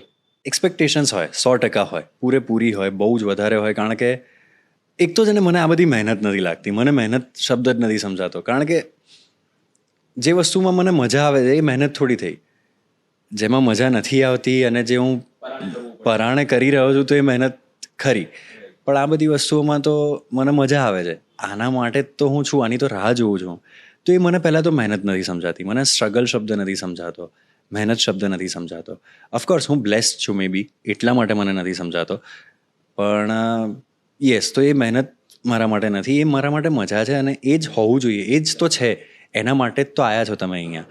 તો પછી કેમ નહીં? અને બીજું કે જ્યારે એ બધું કર્યા પછી જ્યારે વિચારેલું રિઝલ્ટ ન આવે ત્યારે, જેમ કે રાડો એ અમારો ડ્રીમ પ્રોજેક્ટ હતો, મારો, કેડી સરનો. એ એક એવું સપનું હતું કે જેના માટે અમે ખાસ્સા વર્ષોથી કામ કરી રહ્યા હતા. એના માટે એ શૂટ જ્યારે થઈ એ તો બહુ લેટ થઈ. એની પહેલાં એ 3-4 વખત ઓફિશિયલી ફ્લોર ઉપર જવાની હતી અને ફિલ્મ અટકી ગઈ.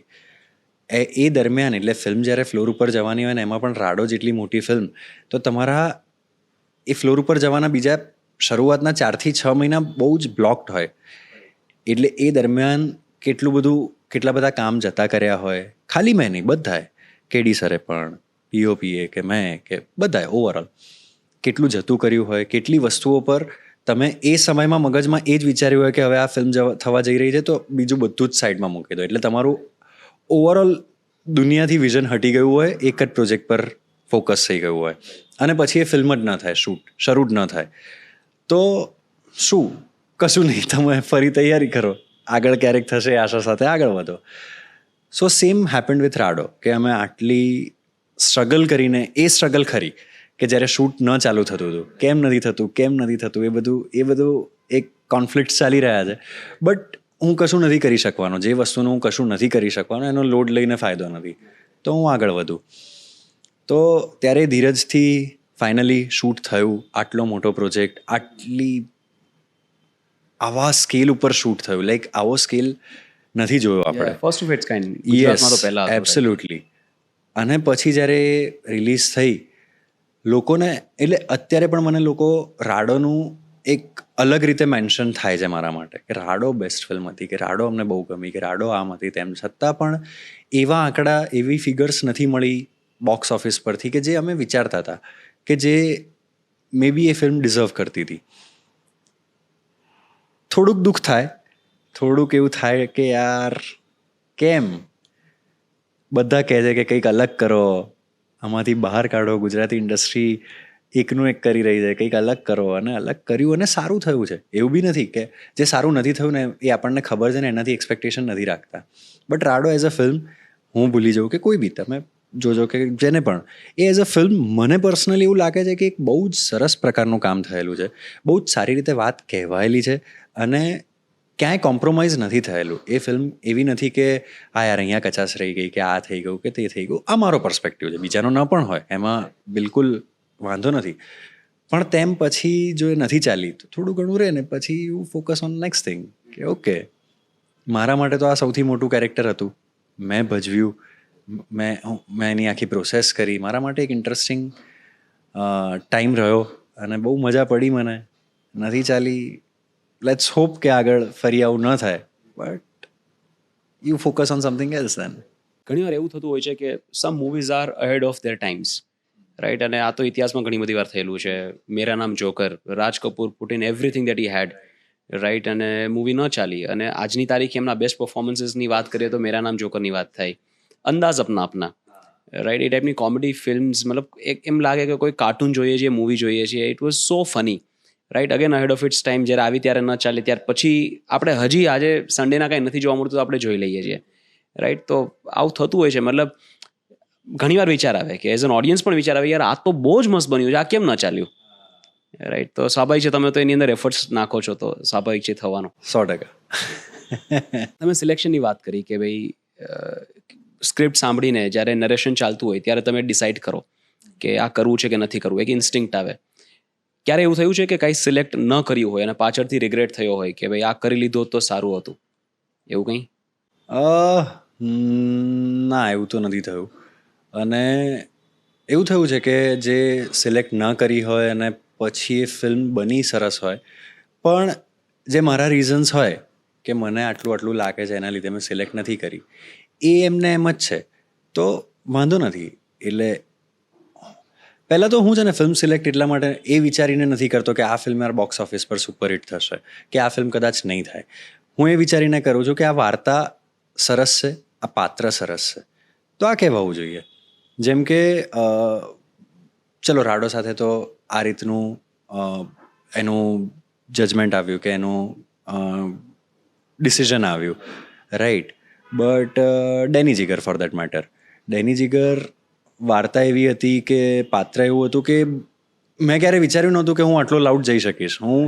મેં તમને કીધું ને કે આળસુ એક્ટર કહો કે સટલ કહો કે જે કંઈ બી કહો, પણ આટલાથી કામ પતે છે તો આટલું કરવાની જરૂર જ નથી, મને એવું લાગે છે. અને એમાં તો હો કયા આસમાન, એની નોટ જ શરૂ થતી હતી અહીંથી. મેં જીવનમાં કામ કર્યું છે અહીંયા સુધીનું, એટલે એની નોટ જ શરૂ થતી હતી ત્યાંથી. બટ તેમ છતાં એ ફિલ્મે બહુ જ શીખવ્યું છે મને. મેં મારી જાતને ક્યારે આવી રીતે જોયો નહોતો અને આ રીતે એક્સપ્લોર કરવા નહોતું મળ્યું મને, જે ડેની જીગરમાં મને મળ્યું. અને પછી જગત થઈ કોન્સ્ટન્ટ જ એ જ દિવસોમાં, અને જગત અચાનક જ એકદમ સટલ, એકદમ, એટલે એમાં તો આંખ બી ફેરવવામાં 10 વસ્તુઓ કહેવાઈ જાય એ પ્રકારની ફિલ્મ હતી. અને 10 વસ્તુ કન્વે થઈ જાય કે, અને મિસ્ટ્રી છે એટલે તમારે બહુ જ સાચવીને એને ટ્રીટ કરવી પડે. તો હું વાર્તા અને પાત્ર, મને શું કરવા મળી રહ્યું છે, મને શું ઓફર થઈ રહ્યું છે એ જોઈને કરું છું, ના કે સુપરહિટ થશે કે નહીં થાય. એ ઓફકોર્સ થાય તો બહુ જ સારી વાત છે, બહુ જ મજા આવે ને તમે ઈચ્છો જ કે સુપરહિટ થાય, લોકો જુએ, લોકોને ગમે.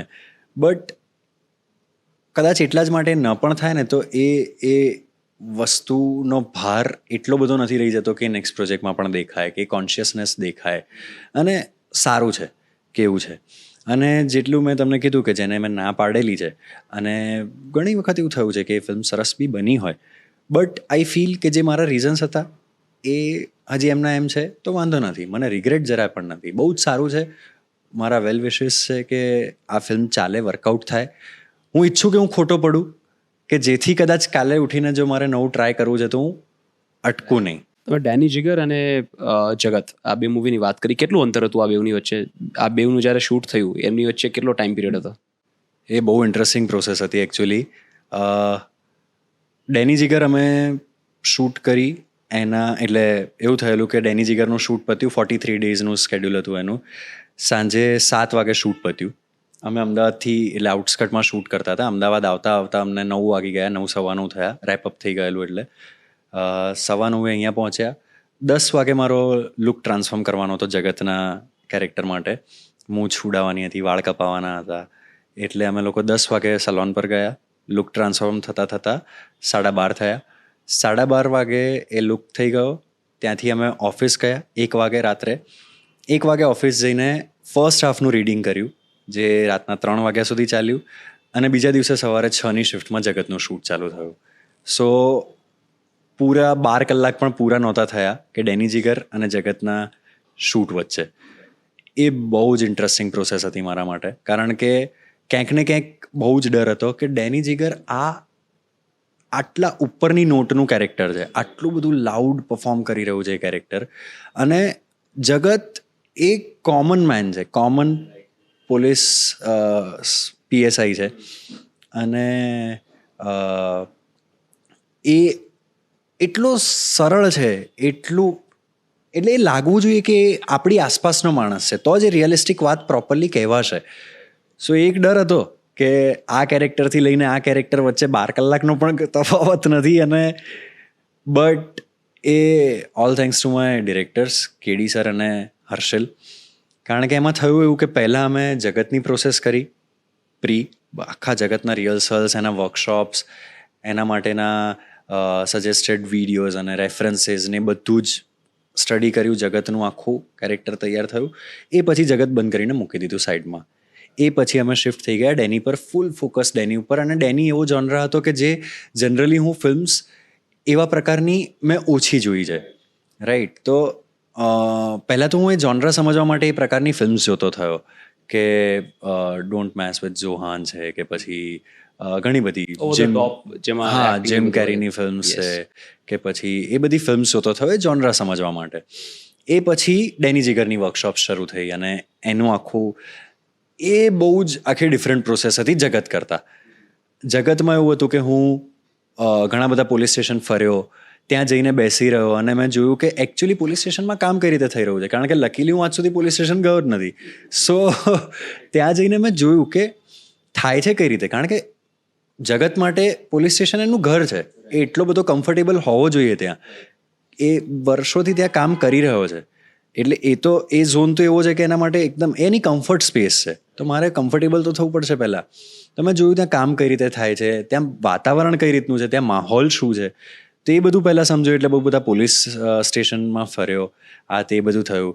અને ડેનીમાં કશું જ નહીં, ડેનીમાં ફૂલ મસ્તી કરી છે, ડાન્સ રિહર્સલ્સ કર્યા છે, પિક્ચરો જોઈ છે, રેફરન્સ ફિલ્મ્સ જોઈ છે, સ્ક્રિપ્ટ ઉપર મસ્તી મજાક કર્યા છે, ઓવર કરવા માટે ઓફિસ પર જઈને પહેલાં મૂડ બનાવ્યો છે, આખી ઓફિસને ધંધે લગાડી છે, કૂદમ કૂદ કરી છે.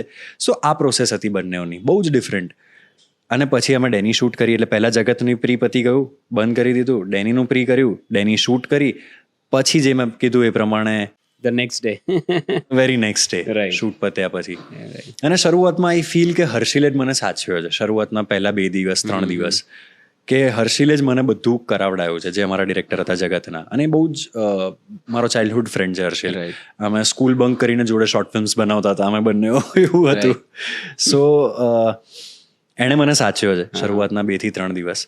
અને પછી એવું થયું છે કે એણે એક પોઈન્ટે મને કહી દીધેલું કે યશલા, હવે તું મને આઈને પૂછ ના કર, કંઈ પણ હશે તો હું કહી દઈશ, તારે કેરેક્ટર હવે પકડાઈ ગયું છે, હવે તું કર્યા કર, હવે આવીશ નહીં મને પૂછવા, હવે તું કર્યા કર બસ.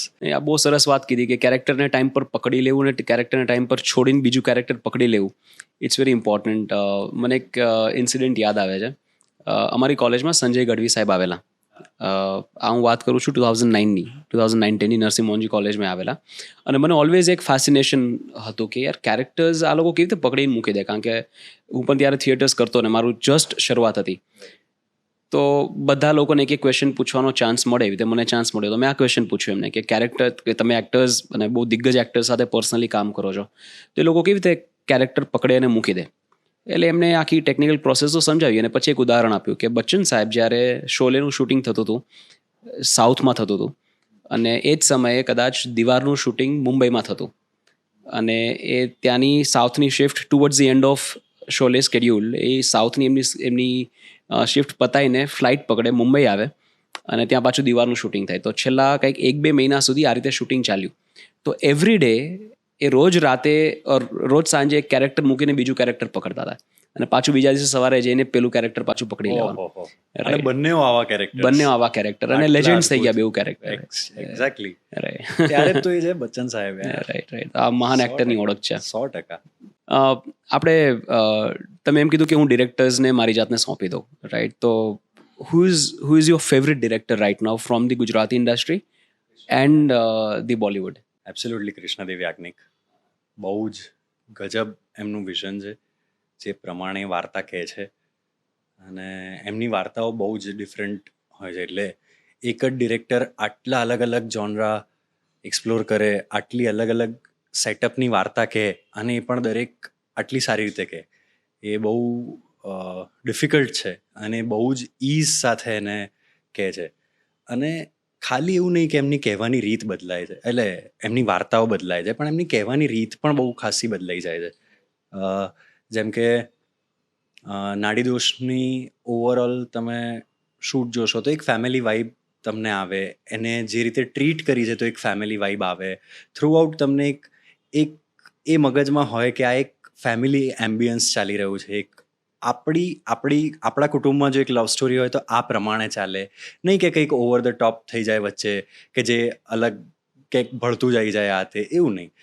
અને એટ ધ સેમ ટાઈમ તમે રાડો જોશો તો એ એક કોન્સ્ટન્ટ થ્રિલ ઊભું કર્યા કરે થ્રુ આઉટ ધ ફિલ્મ, કે કોન્સ્ટન્ટ તમને એવું ફીલ કરાયા કરે કે આ આવું થઈ ગયું, આવું થઈ ગયું, આ થઈ ગયું, તે થઈ ગયું.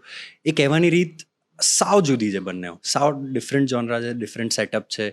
ઇવન શૂટ પણ બહુ જ, તમે જોશો નાડીદોષ તો overall beautiful frames, static frames, કે એના મોશન બી બહુ જ ડિફાઇન્ડ મોશન્સ.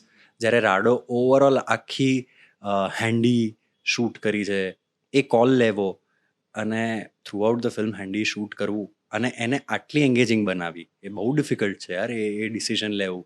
એટલે અમે શૂટ ઉપર એવા ટર્મ્સ હતા, પ્રતિક ડીઓપી હતો, અને he is a wonderful DOP. So KD sir એને એ રીતે બ્રીફ કરે કે પ્રતિક આમાં ગિયર 1 એટલે એનું મોશન ઓછું હોય થોડું, અને ગિયર 3 પ્રતિક એટલે પ્રતિક આખું કેમેરાનું મોશન આ થઈ જાય. સો એક ગિયર 1, 2, 3 એ કેમ છે, એ સીનના મોશનને, એ સીનના એક્ઝેક્ટલી સિચ્યુએશનને એ રીતે બતાવવા માંગે છે, એ દરેક જગ્યાએ. માત્ર ડીઓપીને નહીં, એ એક્ટર્સ માટે પણ એ બ્રીફ એ સીનની એ રીતે થાય, એ વાર્તા કહેવાની રીત. એટલે એ બહુ જ ડાયવર્સિફાઈડ ફિલ્મ્સ બનાવે છે અને વાર્તા કહે છે. મને હર્ષિલ બહુ ગમે છે, હર્ષિલ ભટ્ટ. ઇવન એ તો જે રીતે મેં જે કામ કર્યું છે, ઇવન જય અને પાર્થ, ફક્ત પુરુષો માટે તમે જોશો એટલે તમને આઈડિયા આવશે કે ફક્ત મહિલાઓથી કેટલું ડિફરન્ટ અને કયા પ્રકારનું કામ થયું છે. સેમ ગોઝ ફોર હર્ષિલ, કે જગત એવી વાર્તા, એવી સ્લોબન વાર્તા કે જે આપણી ગુજરાતી ભાષામાં કહેવાય અને આપણા ગુજરાતી સેટઅપમાં કહેવાય, અને તેમ છતાં આટલી ડિફરન્ટ, કે જે રીતે એણે અહીંયાનો ક્રાઇમ સિનારીઓ બતાવ્યો છે એ ફિલ્મમાં, મારા માટે બહુ બ્રિલિયન્ટ વાત હતી. જે પ્રમાણે ક્રાઇમ સિનારીઓને ટ્રીટ કર્યો છે, જેમ કે છારાનગરના સીન્સ છે, તમે જોશો તો એ એકચ્યુઅલી ખાલી લોકેશન અદ્ભુત છે, પણ એ લોકેશનને ફિલ્મ પ્રમાણે લાઈવ બનાવવું જે ડિરેક્ટરનું કામ છે, એ તમે જોશો તો કેટલું સહજતાથી અને કેટલું સરસ રીતે કર્યું છે, કે તમને એમ જ લાગે કે આ લાઈવ લોકેશન જ આ હશે, જે નથી. એ ક્રાઉડ મુવમેન્ટ કે આજુબાજુના એમ્બિયન્સથી હર્ષિલે ક્રિએટ કર્યું છે. સો એ થ્રુ આઉટ ધ ફિલ્મની વાત છે. આ તો મેં તમને નાના નાના એક્ઝામ્પલ આપ્યા, બટ એ કેરેક્ટર્સ હોય કે એ સિનેમેટોગ્રાફી હોય, કે એ બધાને જે રીતે કમ્બાઈન કરીને એણે જે રીતે ફિલ્મને ફિલ્મનો એક અપ્રોચ બનાવ્યો છે એ બહુ બહુ બહુ સુપર્બ છે. સો યા, અને બોલિવૂડમાંથી કોઈ એવું ડિરેક્ટર કેવું થાય આની સાથે એકવાર કામ કરવું છે? બોલિવૂડમાં તો બહુ બધા છે, જેમ કે રાજકુમાર હિરાની, અનુરાગ કશ્યપ, પછી દિવાકર બેનર્જી, બહુ બધા, મેની યાર. હું બોલતો જ જઈશ અને થયા કરશે, કારણ કે એ બધાની ફિલ્મ્સ હું બહુ મનથી એન્જોય કરતો હોઉં છું. અને એ લોકો કંઈક એવી વાર્તા કહે છે, કંઈક એવા કેરેક્ટર્સ બનાવે છે, બહુ મજા પડે છે. એટલે those characters live with you. એના તમે રેફરન્સીસ આપી શકો. કાં તો ક્યારેક કોઈ મારી સાથે તો ઘણીવાર એવું થાય કે કોઈ એવી સિચ્યુએશનમાં હું હોઉં અને મને એમ થાય કે આ સિચ્યુએશનમાં ફલાણું કેરેક્ટર કેવી રીતે વિચારત, અને એવી રીતે વિચારીને ખરેખર હું સોલ્યુશન લાવતો હોઉં છું. રાઈટ? તો આ તો ખરેખર કેવો પાવર કહેવાય. અને હું તો ઘણીવાર કહેતો હોય કે પિક્ચરનું heart and soul is in the character writing. Right? તમે કોઈ પણ લેજેન્ડરી મૂવી લઈ લો, શોલે. તો શોલેમાં પેલું ઇતના સન્નાટા ક્યું હે ભાઈ વાળા દાદા પણ એક એવું કેરેક્ટર છે કે આજની તારીખે લોકો ડાયલોગ બોલે છે, ઇતના સન્નાટા ક્યું હે ભાઈ. શાન પિક્ચરમાં અબ્દુલ, નામ અબ્દુલ હે મેરા સબકી ખબર રખતા. હા, રાઈટ? તો અને નાના પાત્રો આટલા બધા ઇમ્પેક્ટ મૂકતા હોય. Yes, millimetre for that matter. હા, એક્ઝેક્ટલી. રાઈટ? એ આપણને યાદ છે કે આ મિલીમીટર આ છોકરો હતો. એક્ઝેક્ટલી. અને નામથી જ આખો એક પ્રભાવ ઊભો થઈ જાય છે Yes. મગજમાં. સો એ બહુ ઇન્ટરેસ્ટિંગ વસ્તુ છે. એ સિનેમાની જ બહુ ઇન્ટરેસ્ટિંગ વસ્તુ છે યાર. કેવી અદ્ભુત ઇન્ડસ્ટ્રી છે આ, કે એક વાર્તા તમને 3 કલાક માટે કે 2 કલાક માટે એવી દુનિયામાં લઈ જાય છે કે જે દુનિયાથી તમે બિલકુલ પરિચિત નથી. એ તમને પરિચિત પણ કરે છે, એના ઇમોશન્સ તમને ફીલ કરાવીને તમારી આંખમાંથી આંસુ પણ કાઢે છે, તમને હસાવે પણ છે. અને જ્યારે તમને ફિલ્મની બહાર એટલે થિયેટરની બહાર જતા રહો ત્યારે તમારા મગજ ઉપર બી હાવી કરીને રાખે છે કે યાર આ પર્સ્પેક્ટિવ, આ ફીલ, એ સિનેમાની મજા છે યાર. And you are somebody who lives those characters first hand. અને અગર આપણે રાડોની વાત કરીએ, એવું આ વાત પરથી એવું લાગે છે કે that film is the closest to your heart, કારણ કે probably you would have put in lot of efforts in making it happen. હવે રાડોનું character was an alpha character, right? Naadi Dosh character was a sweet guy character, right? તો તમારા હિસાબથી which character do you really enjoy playing? અને અગર આજના જમાનાની વાત કરીએ તો લોકોને આલ્ફા કેરેક્ટર્સ ગમે છે, મતલબ એ ટાઈપની મૂવીઝ બ્લોકબસ્ટર્સ હોય છે અને રેકોર્ડ્સ તોડે છે, અને લોકો ખરેખર એવું પોતાની લાઈફમાં પણ ઇમ્પ્લિમેન્ટ કરવાની ટ્રાય કરે છે, which is wrong to an extent. અને આલ્ફાની હરેકની ડેફિનેશન અલગ અલગ હોય છે, રાઈટ? તો to be honest, if you ask me, મને તમારું બીજું કેરેક્ટર પણ આલ્ફા જ લાગે છે. If there is somebody who really cares for people around, that character is alpha. You don't need to be aggressive. So what's your view on this alpha craze? It depends યાર. Like મેં Scarface બહુ enjoy કરેલી, right? સો એ character એવું નથી કે તમે બનો, પણ જે છે અને જે રીતે ડિસિઝન લઈ રહ્યું છે યાર, મને જોવાની મજા આવી ગઈ છે. તો એ વસ્તુ, જેમ તમે કીધું કે એ બહુ સબ્જેક્ટિવ વસ્તુ છે. મારા માટે શું આલ્ફા છે, ને એ આલ્ફા કઈ રીતના ડિસિઝન્સ લે છે, કઈ રીતે સિચ્યુએશનને ટેકલ કરે છે, અને જો મને મારો ઇન્ટરેસ્ટ ઊભો કરી રહ્યું છે તો એ ખોટું નથી મારા માટે. અને આઈ ફીલ ફિલ્મ્સ છે કે જે તમારી વાર્તા કહેવાની રીત છે, કે તમારી જે કંઈ બી, હું મારી ફિલ્મ આ રીતે કહેવા માંગુ છું. હવે એ તમને યોગ્ય નથી લાગતું તો વાંધો નથી, એ તમારા માટે નથી બનેલી. એ જેને યોગ્ય લાગે છે એના માટે બનેલી છે. શું એ લોકો જોશે? પણ બધાની વાર્તા કહેવાની રીત તો અલગ જ છે. ત્યારે જ જઈને તો અલગ અલગ વાર્તાઓ ઊભી થશે. જો આપણે એક ડિફાઇન કરી દીધું કે ના, આટલા ગુણો તો હોવા જ જોઈએ ફિલ્મ તરીકે, ભલે સમાજમાં પછી એ બીજા ગુણો હોય એનો વાંધો નહીં, તો એ વસ્તુ ખોટી છે મને લાગે છે. અને ફિલ્મ્સ કે નાટક કે આ જે વાર્તાઓ, આ જે મીડિયમ છે, એ સમાજનું જ પ્રતિબિંબ છે. જો માની લો કે કબીરસિંહ જેવું કેરેક્ટર આપણા સમાજે ક્યારેય જોયું જ નથી કે અનુભવ્યું જ નથી, તો આપણી માનસિક બુદ્ધિ એ એક્સ્ટ્રીમ સુધી પહોંચશે, કારણ કે એ રિયલિસ્ટિક બેકડ્રોપ છે કબીરસિંહ, એટલા માટે હું એની વાત કરી રહ્યો છું, ને નહીં કે એનિમલની વાત કરી રહ્યો છું. એ આપણી આસપાસનું રિયલિસ્ટિક બેકડ્રોપ નથી. સો કેમ એ બિલિવેબલ લાગે છે? કારણ કે ક્યાંક ને ક્યાંક એ વસ્તુ કે એના અંશો આપણે જોયેલા છે આપણા સમાજમાં. સો એના માટે એ વસ્તુ બિલિવેબલ લાગે છે. તો એ જ્યારે સમાજમાં છે, તમારી આસપાસ છે, તમે એના અંશ એટલીસ્ટ જોયેલા છે, તો પછી એ ત્યાં કેમ ન હોઈ શકે? એનો ઇમ્પેક્ટ તમારા પર કઈ રીતે પડે છે એ ઇન્ડિવિજ્યુઅલ વાત છે. એના માટે એના માટે જ સર્ટિફિકેટ્સ પણ આપવામાં આવે છે. બટ એ આખી અલગ પ્રોસેસ છે. હું એક ફિલ્મ જોઈને એને એન્જોય કરવાની વાત કરું તો મારા માટે હું જે ફિલ્મ એન્જોય કરી શકું છું એ સારી જ ફિલ્મ છે, એવું મારું માનવું છે. રાઈટ. અને એ વાત પણ સાચી છે કે એટલું બધું જજમેન્ટલ એઝ એન ઓડિયન્સ ન હોવું જોઈએ કે આ ફિલ્મ સમાજ માટે કેવી છે. કોઈને એવું ફીલ થયું છે કે આ વાર્તા મારે કેવી છે ને એમને કીધી છે, હવે એમને ગ્રહણ કરવું ન કરવું તમારા ઉપર છે. મને ફીલ એવું પણ થાય છે કે એ બંધારણના લીધે છે ને ઘણા બધા આપણા મેકર્સ છે કે જે ખુલીને વાત નથી કહી શકતા, જે અચકાય છે.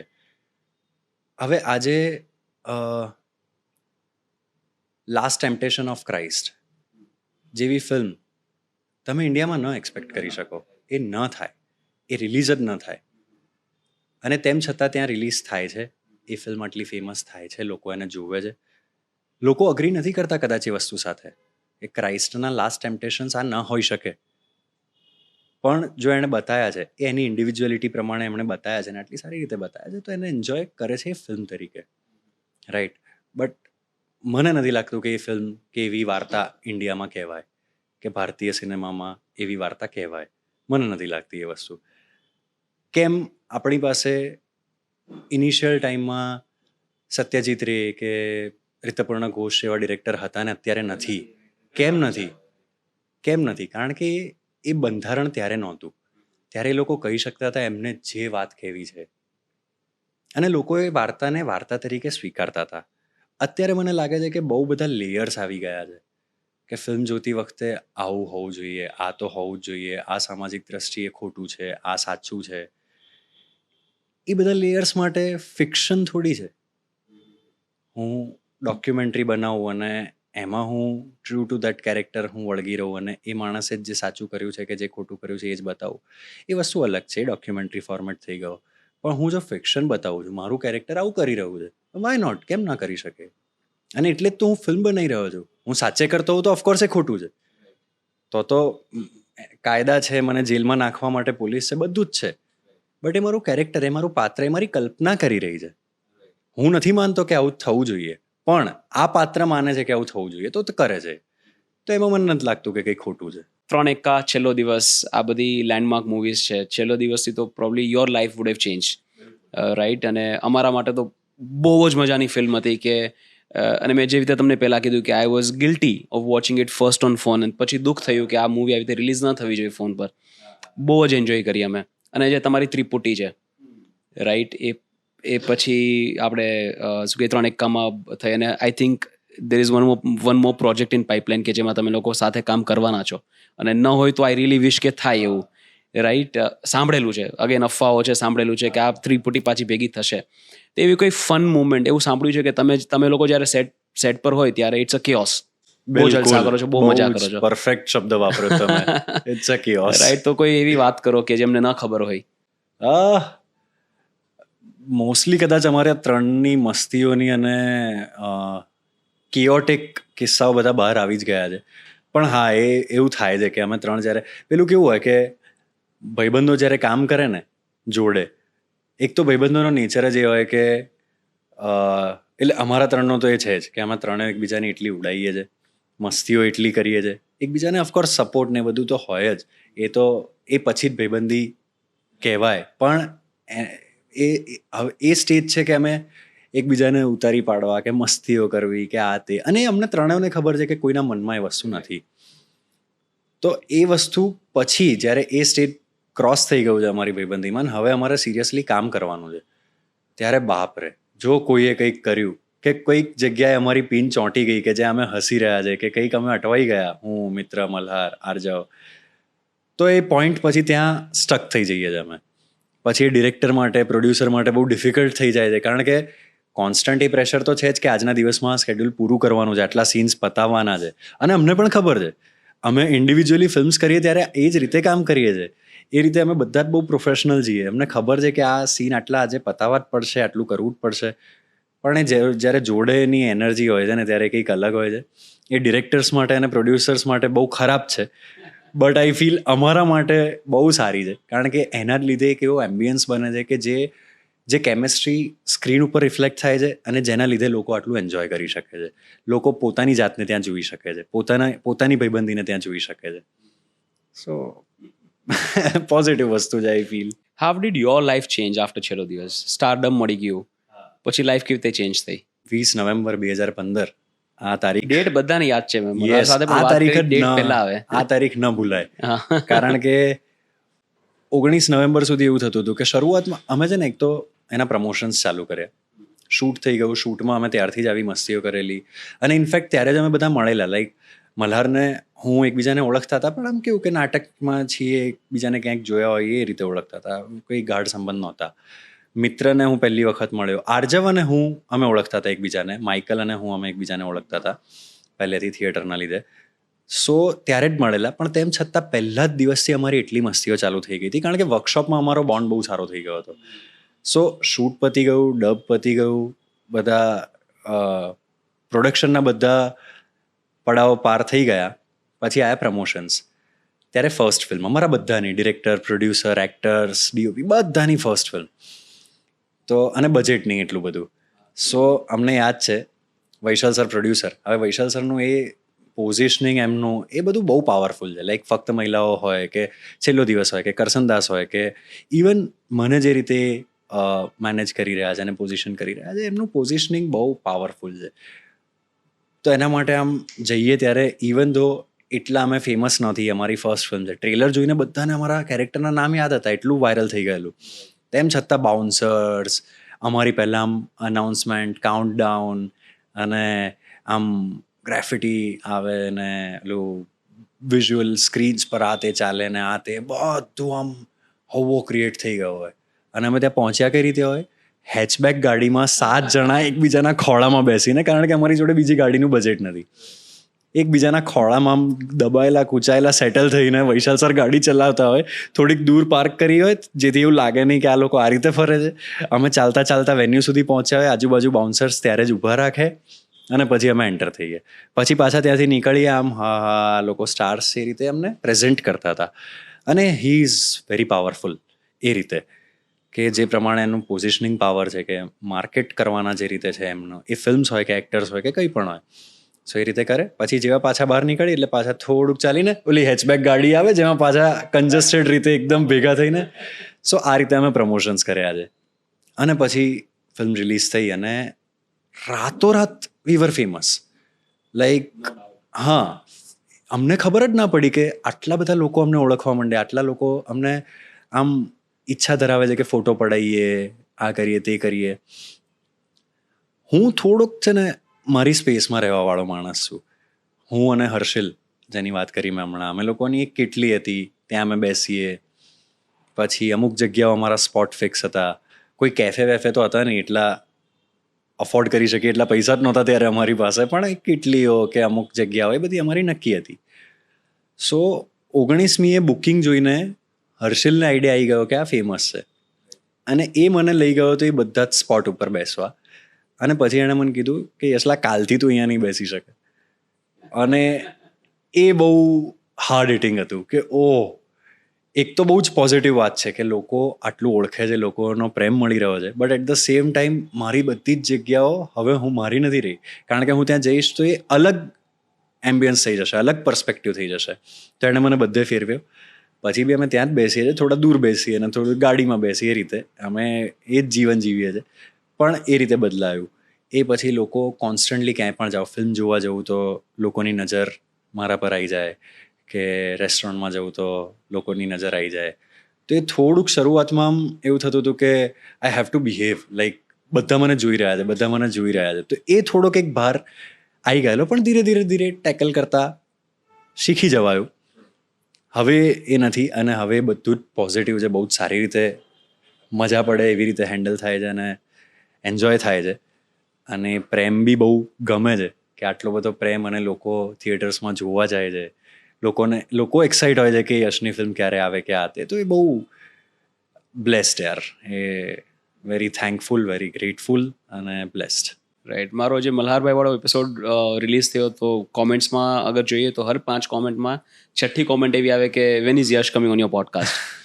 Right. So audience will really enjoy કે સો આપણે ગ્રેટફુલ, સો ગ્રેટફુલ. આટલું ડિટેલમાં આટલું સારું કોન્વર્ઝેશન કરીએ છીએ. Thank you all of you. તમારા જે કોસ્ટાર્સ હોય છે રાઈટ, ઘણા બધા સાથે તમે રિપીટ કરતા હોય રાઈટ, એક પછી બીજી મૂવીઝ રિપીટ થાય તો ઘણીવાર એક એવું બોન્ડિંગ થઈ જાય કે એકબીજાને સમજતા સમજાવતા વાર ન લાગે રાઈટ. એવું સૌથી સ્ટ્રોંગ બોન્ડિંગ કયા કોસ્ટાર સાથે છે અત્યાર સુધી? આઈ ફીલ જાનકી, કારણ કે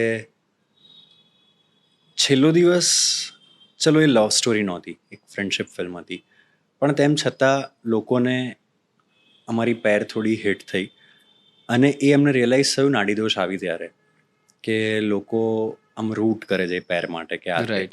હવે હું તમને અમારો કિસ્સો કહું ને તો નાડીદોષમાં થ્રુ આઉટ ધ ફિલ્મ અમારી હાય હેલો સિવાય કોઈ વાત નથી થઈ. થ્રુ આઉટ ધ ફિલ્મ અમારી કોઈ એવી બી વાત નહીં કે એ હું કોફી મંગાવું છું તું કોફી પીશ, શું વાત કે આ કરો તે. છો? બિલકુલ નહીં. અમારા ડાયલોગ સિવાય એક પણ શબ્દોની આપલે નથી થઈ ડિફિકલ્ટ ટુ બિલીવ.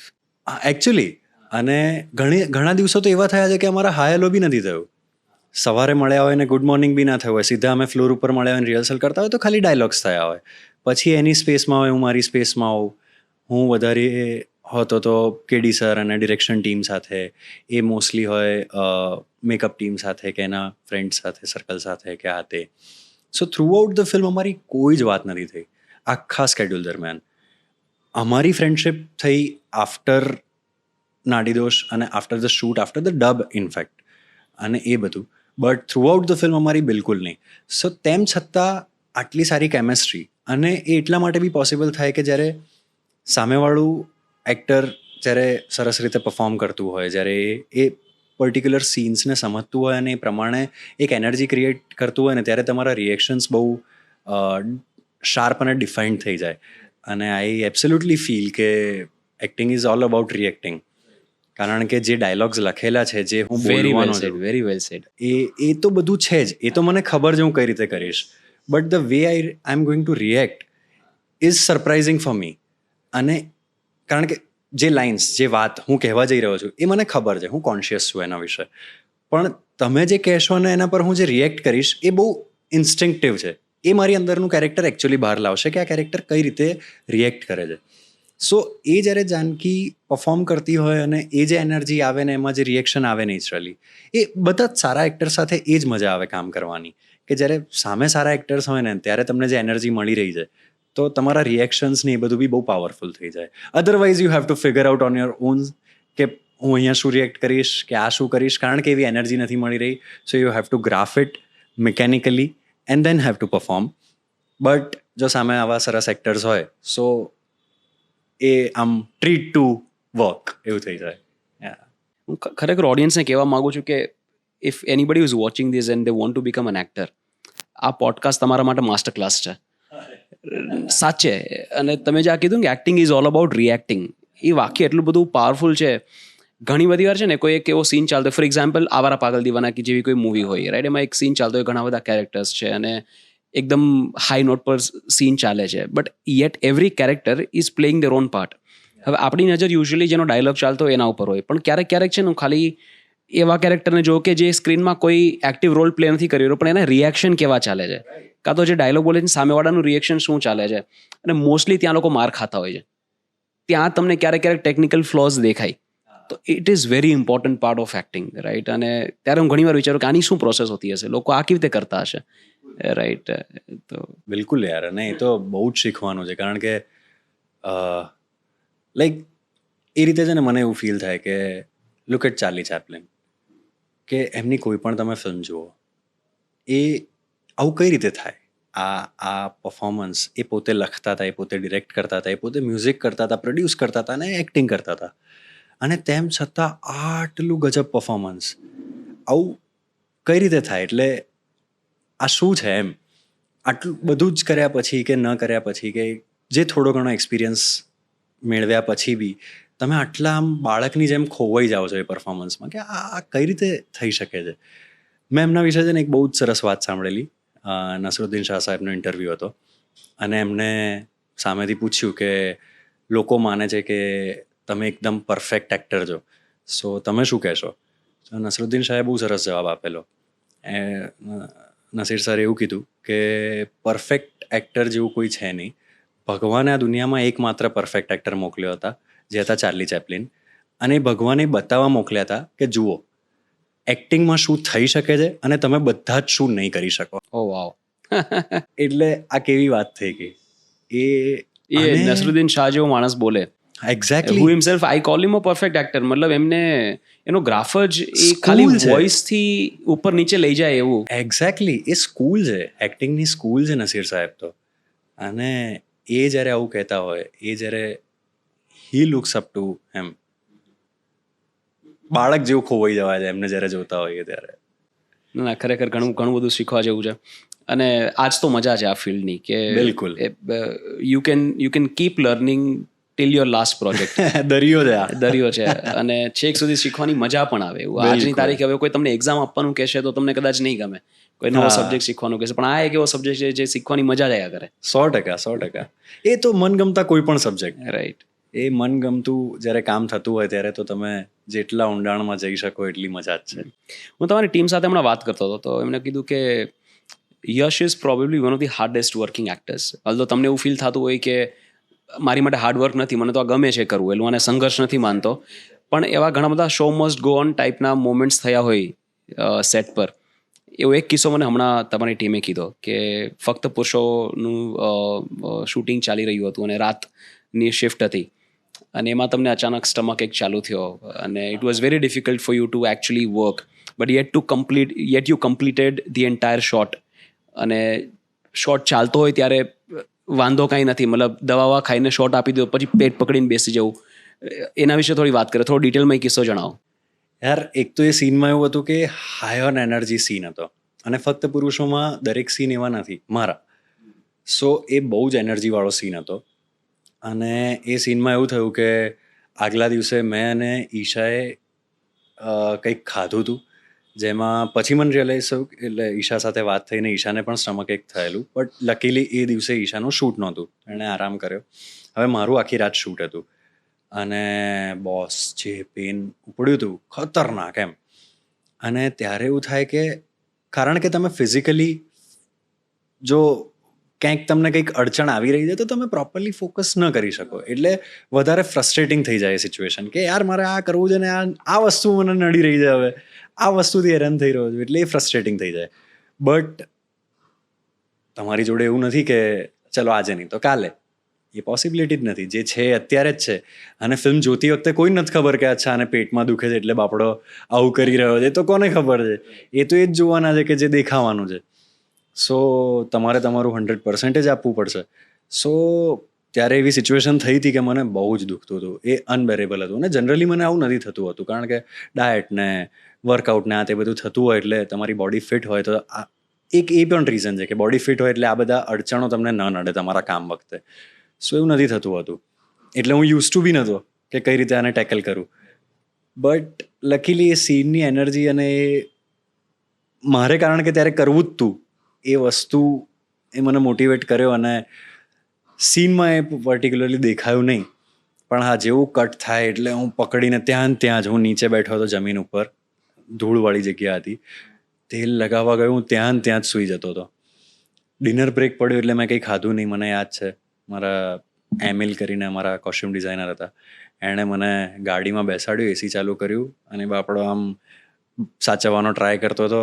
માનસી કરીને અમારી એડી હતી, એમને બોલાવવા આવી જ્યારે જરૂર હતી, ત્યારે બી એકદમ ગિલ્ટમાં કે યાર આરામ કરી રહ્યા છે, આટલું દુઃખી રહ્યું તો બોલાવું કે ના બોલાવું આ તે, અને એ બધું થયું. બટ ત્યારે મેં એ જ કીધું કે જવું તો પડશે જ ને યાર, તું ચીલ મારે એમ જઈને. પણ એ થઈ ગયું, મજા હતી એ પણ. ત્યારે છે ને થોડુંક કોન્ફિડન્સ ફીલ થાય કે યાર ગમે તેવી અડચણો હોય જો તમે કરી લો તો એ ખબર નહીં ડોપામાઇન રિલીઝ થાય છે કે શું થાય છે, સેન્સ ઓફ સેટિસ્ફેક્શન આવે એક. સેન્સ ઓફ સેટિસ્ફેક્શન અને એક કોન્ફિડન્સ કે ના યાર ગમે એવા પડાવ આવશે આપણે પાર કરી લઈશું જીવનમાં, મજા આવશે. Absolutely you would. I mean આ વાતથી તો એવું લાગે છે કે ખરેખર તમારે ડિરેક્શન પણ કરવું જોઈએ. અરે and I really look forward to it. છે કોઈ એવો કોઈ પ્લાન છે, એવો કોઈ ગોલ છે કે લાઈફમાં ક્યારે અત્યારે ડિરેક્ટ તો પણ એવું કરવું છે? કંઈ વિચાર્યું નથી.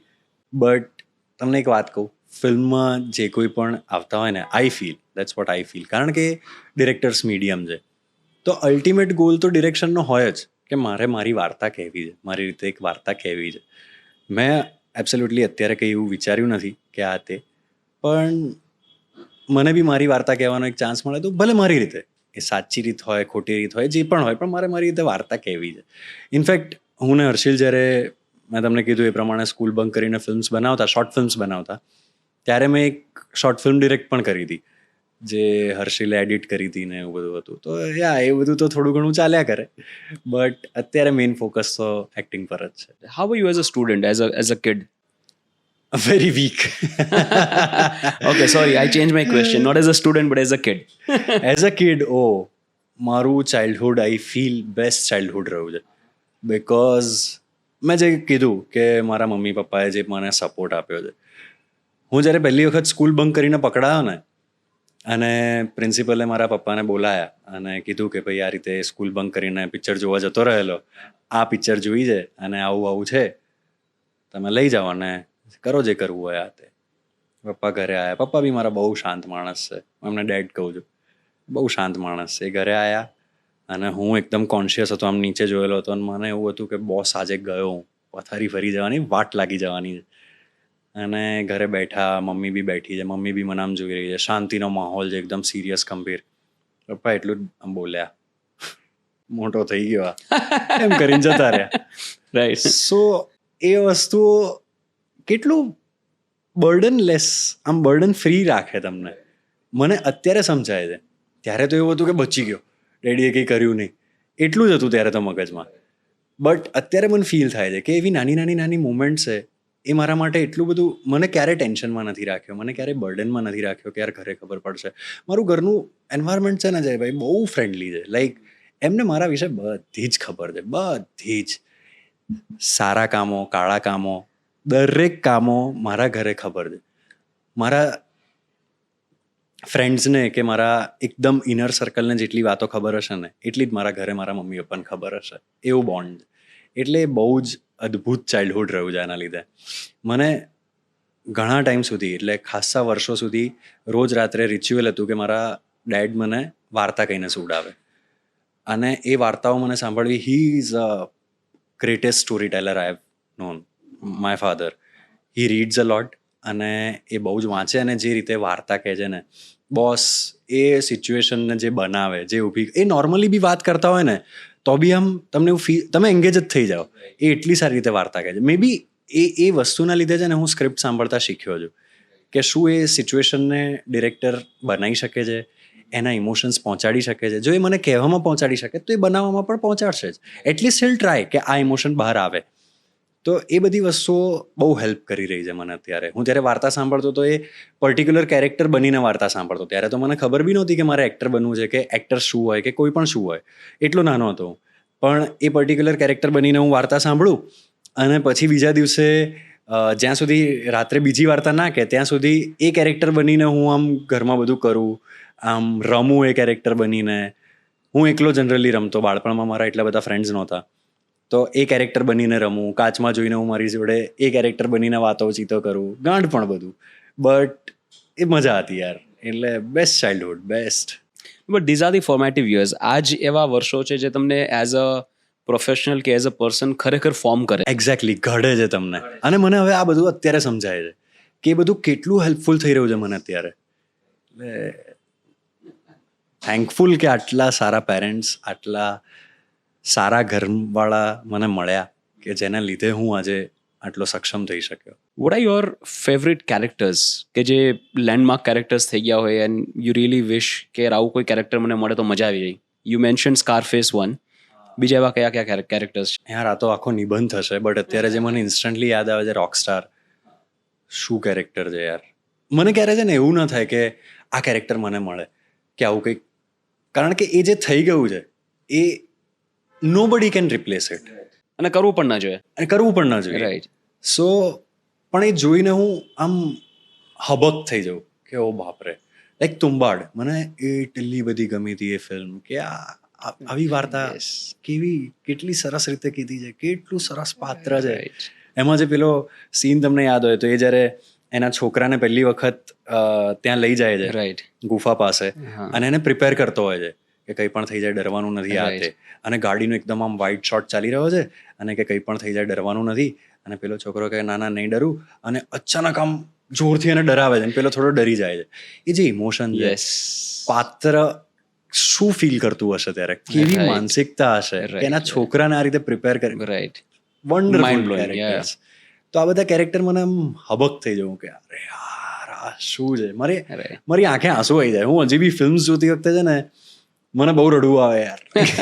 અને એવું નહીં કે ઇમોશનલ સીન્સમાં જ, રાઈટ, ઘણા એવા સીન હોય કે મને આમ જોઈને આજુબાજુ વાળા એવો વિચાર કરે કે અલા આમાં થયું શું કે તારી આંખે આંસુ આવી ગયા. પણ એ મારા માટે એવું હોય કે આ કેવું પરફોર્મ કર્યું. આવું આ પરફોર્મન્સ નથી, આ પોતે જીવી જ રહ્યો છે Yes, તો જ આવું yes. થાય. બાકી તો આટલી ઓનેસ્ટી કઈ રીતે પોસિબલ છે? તમે મિકેનિકલી આટલી ઓનેસ્ટી કઈ રીતે લઈ શકો?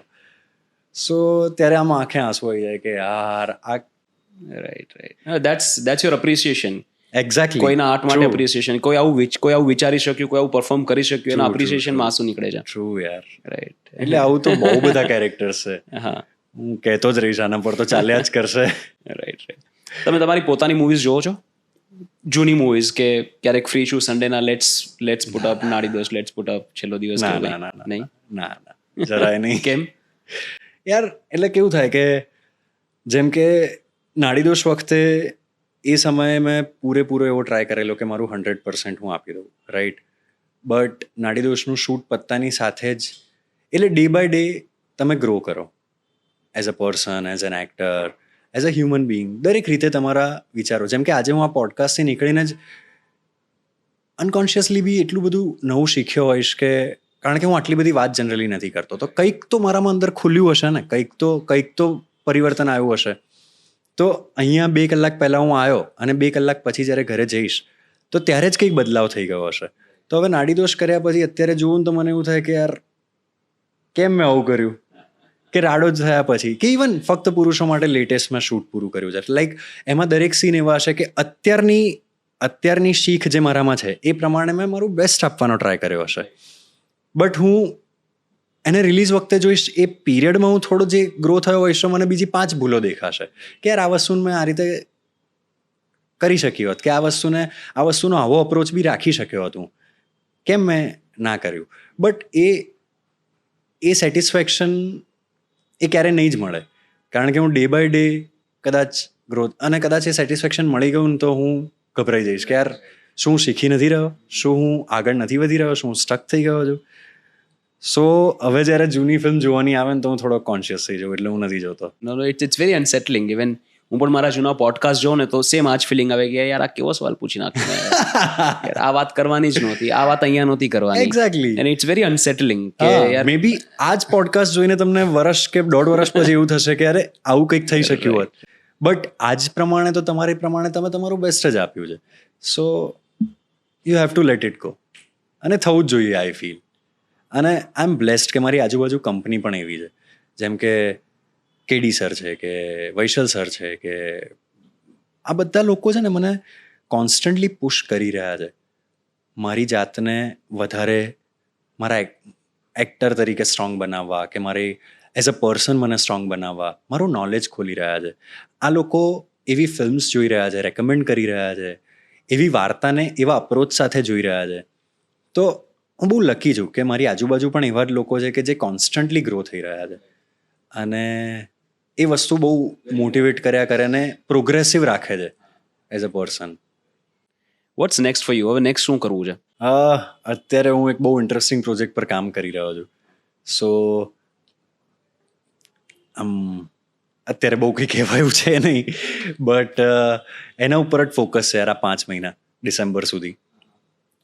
ફિઝિકલ ટ્રાન્સફોર્મેશન, એના માટેના થોડી આ વખતે પ્રોસેસ મારે ચેન્જ કરવી છે, કંઈક અલગ અપ્રોચથી આ કેરેક્ટરને પરફોર્મ કરવું છે, તો એ બધું શોધવાનું ચાલી રહ્યું છે. હું અચકાતા બોલું છું ને એટલે મને શબ્દો નથી મળતા કે મારે શું રિવીલ કરવું ને શું ના કરવું. અહીંથી આ પોડકાસ્ટ રિલીઝ થતા સાથે પ્રોડ્યુસરનો ફોન ના આવે કે લા એ આ કહેવાનું નતું કહેવાનું યાર આપણે આને, કારણ કે એ લોકોએ એમને વિચારેલું હોય કે આપણે આને એક રીતે પ્રેઝન્ટ કરીશું લોકો સુધી, પછી અલગ રીતે થઈ જાય તો એમને પણ ઓફકોર્સ જરાક વિચાર આવે. એટલે એ પ્રોજેક્ટ અત્યારે બહુ એક્સાઇટિંગ છે મારા માટે, અને એ પ્રોજેક્ટ પર અત્યારે કામ કરી રહ્યો છું. એટલે અત્યારે એ બધું નથી ચાલી રહ્યું કે હવે શું કરવું છે, હવે મને ખબર છે હું શું કરવા જઈ રહ્યો છું, તો એના માટેની તૈયારીઓ ચાલી રહી છે. રાઈટ. ઇવન મજા આવે છે. પણ યાર આ બધા નવા કેરેક્ટર્સ અને નવા પાત્રો, નવી વાર્તાઓ, કારણ કે આજુબાજુનું આખું એમ્બિયન્સ બદલાઈ જાય, આખું વાતાવરણ બદલાઈ જાય, રાઈટ. એટલે ઇન્ટરેસ્ટિંગ પ્રોસેસ થઈ જાય છે બહુ. What is your relationship with money? Do you spend like a mega star? એવી કઈ વસ્તુ છે જેના પર ખર્ચો કરવો ગમે, ગિલ્ટ ના આવે? Screen, sound. લાઈક મેં જ્યારે ટીવી લીધું ત્યારે મારી આમ મેક્સિમમ કેપેસિટીનું ટીવી લીધેલું મેં કે આ બેસ્ટ જ જોઈએ મારે. સાઉન્ડ, મેં જ્યારે સ્પીકર્સ લીધા કે એ બધું આમ, એટલે એમાં મને ગિલ્ટ નથી આવતું. ટેકનોલોજી કે જેમાં હું યુઝ કરી શકું, જેમ કે આઈપેડ અત્યારે બહુ યુઝફુલ થઈ રહ્યું છે મારા માટે, તો એ વસ્તુ કે આ તે, જો કે it was a gift from a very dear friend, but એ વસ્તુ. પછી કોઈ સ્પોર્ટ્સમાં, જેમ કે હું રમવા જતો હોઉં, કે અમે ક્રિકેટ રમતા હોઈએ કે વોલીબોલ હું બહુ રમું છું, કે એ બધામાં જે કંઈ પણ ખર્ચો થાય, કે મોટો ખર્ચો પણ થાય ને તો બી એ આમ ગિલ્ટ ફ્રી હોય છે કે ના યાર આ વસ્તુ તો બેસ્ટ જ જોઈએ. ફરવામાં, રખડવામાં મને બહુ મજા Oh પડે yeah, છે. let's talk about traveling. I've અરે seen some of your videos. You enjoy like anything. અરે that is the best time. Right. So તમારું ટ્રાવેલિંગનું થોટ પ્રોસેસ શું છે? કેવી જગ્યાએ જવું ગમે? કેવા ટાઈપના એક્સપિરિયન્સીસ કરવા ગમે? મને નેચર વધારે અટ્રેક્ટ કરે છે, બટ લાઈક હું નેચરલ જેટલી બી જગ્યાઓ હોય એ, અને જેટલો પણ ટાઈમ મળે, લાઈક 2 દિવસનો ટાઈમ હોય તો અહીંયા નજીકમાં, અઠવાડિયા 10 દિવસનો ટાઈમ હોય તો હું હમણાં જ કેદારકંઠા ટ્રેક પૂરો કરીને આવ્યો, ને બ્યુટિફુલ ટ્રેક હતો યાર. સ્નો ટ્રેક મારો પહેલો હતો, સ્નો જ એક્સપિરિયન્સ મારા માટે પહેલો હતો. અને એ ટ્રેક 4-5 દિવસનો ટ્રેક, અને જ્યારે સમિટ ઉપર તમે પહોંચ્યા હો ત્યારે જે સેટિસ્ફેક્શન છે કે યાર હું પહોંચ્યો અહીંયા, આટલું ડિફિકલ્ટ હોવા છતાંય હું અહીંયા પહોંચ્યો, એટલે એ મારા માટે બહુ ઇન્ટરેસ્ટિંગ છે. But at the same time મને આર્ટિફિશિયલ વસ્તુઓ પણ ગમે છે. જેમ કે અમે યુએસ હતા અને મારો એવો કંઈ પ્લાન નહોતો, પણ મને અમારા જે ડિયર ફ્રેન્ડ છે દીપેનભાઈ ને એ બધા, ધ્રુવભાઈ ને બધા, એ લોકો મને વેગસ લઈ ગયા. હું બાળકની જેમ આમ ખોવાયેલો હતો કે આવી પણ દુનિયા છે, આ જ જગ્યાએ આપણી જ દુનિયા પર આવું પણ છે, આટલી ચમક કોન્સ્ટન્ટ પાર્ટી, 24 કલાક પીપલ આર એન્જોયિંગ, અને આવું પણ છે. ત્યાં મને ફ્લાઇટ ચલાવવાની, એટલે ફ્લાઇટ ઉડાવવાની તક મળી. હા યાર, એ બહુ અમેઝિંગ એક્સપિરિયન્સ હતો. લાઈક ત્યાં એનું નામ હું ભૂલી ગયો એ જગ્યાનું, પણ એમણે જ મને, દીપેન સર અને ધ્રુવભાઈ ને, એ લોકો પ્રોડ્યુસર છે, જગત, ડેની, રાડો, એમાં એ લોકો હતા, અને એમણે જ સજેસ્ટ કરી હતી એ જગ્યા. મને એડવેન્ચરનો ભયંકર શોખ છે મને. લાઈક અમે લોકો એક જગ્યાએ ગયેલા ને ત્યાં 40 ફીટ ઉપરથી ઝરણામાં કૂદવાનું હતું. એ કંઈ એટલે પ્રોફેશનલ નહોતું, તમારે જવું હોય, તમારે પણ કૂદવું હોય અઘરું તો છે, મેં વિડીયો જોયેલો છે. હા, યસ, સો અઘરું છે. ત્યારે બહુ ટાઈમ લાગેલો, કારણ કે Yes. પ્રોફેશનલ હોય ને હા. ત્યારે આપણને ખબર છે કે સેફટી મેજર્સ છે. હા, અહીંયા તો રેન્ડમલી જ કૂદવાનું છે, કોઈ મને સેફટી મેજર એ નથી. વિડીયો જોઈને એવો જ વિચારો કે યાર એક્ટર છે, આમાં કાંઈ પણ થઈ શકે, લાગી પણ શકે, હા. અને વિચાર નહીં આવ્યો કે આવું આપણે ન કરાય એમ. અને એ એટલી ઇન્ટરેસ્ટિંગ જગ્યા હતી કે વોટરફોલ જે થઈ રહ્યો છે ને, એટલો જ સરફેસ ડીપ હતો. એટલે ધારો કે આટલી જગ્યા, આટલું વોટર બોડી છે, અને અહીંયા વોટરફોલ એક્ઝેક્ટ પડી રહ્યો છે, તો આટલો જ સરફેસ ડીપ છે. એટલે 40 ફૂટ ઉપરથી જ્યારે જમ્પ કરો ત્યારે તમારે એક્ઝેક્ટ અહીંયા જ લેન્ડ થવું પડે, તો જ તમે પ્રોપર જશો. અધરવાઇઝ આજુબાજુ સરફેસ છે તો તમને વાગી જશે. સો એ ખાસો ટાઈમ આમ કે જવું ના જવું યાર, હું બહારની કન્ટ્રીમાં છું, ખોટું એવું ના થાય કે ઉલમાંથી ચૂલમાં પડીએ કે આ તે. મેં કીધું યાર, જો આ એક્સપિરિયન્સ મિસ કર્યો ને, સેફટી મેજર્સ સાથે તો હું કરું જ છું, બંજી જમ્પિંગ કરીએ કે આપણે ફ્લાઇટ ઉડાવીએ કે આ તે, સેફટી મેજર્સ જોડે તો થાય છે, પણ આનું થ્રિલ કંઈક અલગ હશે. અને હું કૂદી ગયો બોસ. એ જે એક્સપિરિયન્સ હતો, એટલે એડવેન્ચર મને બહુ ગમે. તો એમણે ફ્લાઇટ મને રેકમેન્ડ કરી, અને એ લોકો તમને G-ફોર્સ સાથે રમાડે છે, લાઈક એ પ્રોપર G-ફોર્સ તમને એક્સપિરિયન્સ કરાવડાવે છે. It's crazy. મને આવો એક્સપિરિયન્સ ક્યારેય નથી થયો. મેં બહુ જ પીકના એડવેન્ચર્સ કરેલા છે, બટ એ જે ફ્લાઇટવાળો એક્સપિરિયન્સ છે બોસ, સિઝન્ડ પાયલટ એમાં નોકઆઉટ થઈ જાય છે. હું પોતે નોકઆઉટ થયેલો, હું નોકઆઉટ થઈને પાછો આવેલો. એવી રાઈડ છે એ. આખા તમને પ્રોપર સ્ટન્ટ્સ કરાવડાવે ને આ તેને. અને પાછા આવતાની સાથે મેં ફરી ટોપ ગન જોયેલું કે કારણ કે મને ખબર છે કે ત્યાં શું ફીલ થાય છે, તો હવે મારે ટોપગન જોવું છે. હવે મારે એ ફીલ જોવી છે કે અરે બાપરે આવો સ્ટન્ટ કરે છે, આવું ફીલ કરે છે, આ એક્ટર અત્યારે શું ફીલ કરતો હશે, ટોમ ક્રૂઝ અત્યારે શું ફીલ કરતો હશે, આવામાં એણે પરફોર્મન્સ કર્યું. સો કેવા નાના નાના એક્સપિરિયન્સ તમને કેટલું રિલેટ કરાવડાવે કે આવતાની સાથે મને ઈચ્છા થઈ કે યાર હવે ટોપગન જોવું, કારણ કે હું એક્સપિરિયન્સ લઈને આવ્યો છું કે એક્ઝેક્ટલી થાય છે શું જ્યારે તમે ફ્લાઇટમાં આમ ગોળ ફરી જાઓ ત્યારે. તો બહુ, અને એનો જે ફાઇનલ સ્ટન્ટ હતો ને, બહુ બધા સ્ટન્ટ્સ હતા. તમને આમ ઉપર લઈ જાય પછી નીચે લાવે, ગોળ ફેરવે, ઊંધા ચત્તા કરે, આ તે બધા સ્ટન્ટ હતા. એનો જે ફાઇનલ સ્ટન્ટ હતો તો એ ફ્લાઇટ આમ વર્ટિકલ આખી આમ ઠેક ઉપર લઈ જાય અને એન્જિન બંધ કરી દે, એટલે ફ્લાઇટ તમારી ફેંકાય, આખી ગોળ ગોળ ગોળ ગોળ ગોળ ગોળ ગોળ ગોળ પડીને ફેંકાય, અને સરફેસ તમને એવું જ થાય કે આવી ગયું સરફેસ, આવી ગઈ જમીન, આવી ગઈ ઉપાડ, અને એ તરત ઉપાડી લે. સો એ એનો ફાઇનલ સ્ટન્ટ હતો, અને ગજબ, લાઈક ગજબ એક્સપિરિયન્સ હતો, ગજબ, બેસ્ટ. તો યસ, આવી બધી બી. હવે એમાં આઈ spent hefty amount, but zero guilt, zero regrets, totally worth it. અને આવો એક્સપિરિયન્સ કરીને આવીને તરત પોતાના પ્રોફેશન સાથે રિલેટ કરીને ટોપગન જોવું એ બહુ મહત્વનું છે, રાઈટ. અને ખરેખર through out this conversation my respect for you વધતી જ જાય છે કે યાર thank you so much, deserve every bit of success that you have. Thank you, means a lot to me. Thank you so much. અને એવું નથી કે ભાઈ હું એક્ટર બની ગયો અને સક્સેસ મળી ગઈ and this is the and state. Probably for you and state is so far, you have a lot to do. અને હવે એક્સપેક્ટેશન્સ પણ વધી ગઈ છે કે નાવ આઈ નો કે તમે શું કરી શકો છો, કે તમારું બેકગ્રાઉન્ડ તમે જે હિસાબથી વિચારો છો, જે હિસાબથી વસ્તુઓને ઓબ્ઝર્વ કરો છો, right, I think a lot can come out of you, right. And this is not flattery, this is what I really feel. Oh, means a lot to me. Yeah. Thank you so much. No thank you so much for spending this time. આપણે બે અઢી કલાકથી વાતો કરીએ છીએ. Oh, really? Yes, 2 કલાક જેવું થઈ ગયું, ઓહો, રાઈટ. અને એમ બેસ્ટ થાય ટાઈમ હોય કે કે જ્યારે 2 કલાક જતા રહે ને ખબર પણ ન પડે. એમ થાય હજી આપણે વાતો ફિલ્મ્સમાં એવું કરીએ. થતું હોય છે, અને Yes. આજે અહીંયા આવું થયું છે, મજા પડી યાર. Yes, thank you so much. Even તમારા માટે બી મેં જેમ ઓફ કેમેરા વાત કરી, but I want to say this on camera, કે જે અલગ અલગ ફિલ્ડના તમે પોડકાસ્ટ કરી રહ્યા છો અને આટલી ડિટેલ્ડ કન્વર્ઝેશન દરેક ફિલ્ડની કરી રહ્યા છો, એના માટે દરેક ફિલ્ડનું બહુ ખાસું નોલેજ જરૂરી છે. જેમ તમને ફિલ્મનું છે અત્યારે, એમ દરેક ફિલ્ડનું જરૂરી છે. સો હેટ્સ ઓફ ટુ યુ યાર, કે આવા you. પોડકાસ્ટ ગુજરાતી માટે શરૂ કર્યા અને આટલી ડિટેલ્ડ કન્વર્ઝેશન તમે દરેક ફિલ્ડની લઈ રહ્યા છો.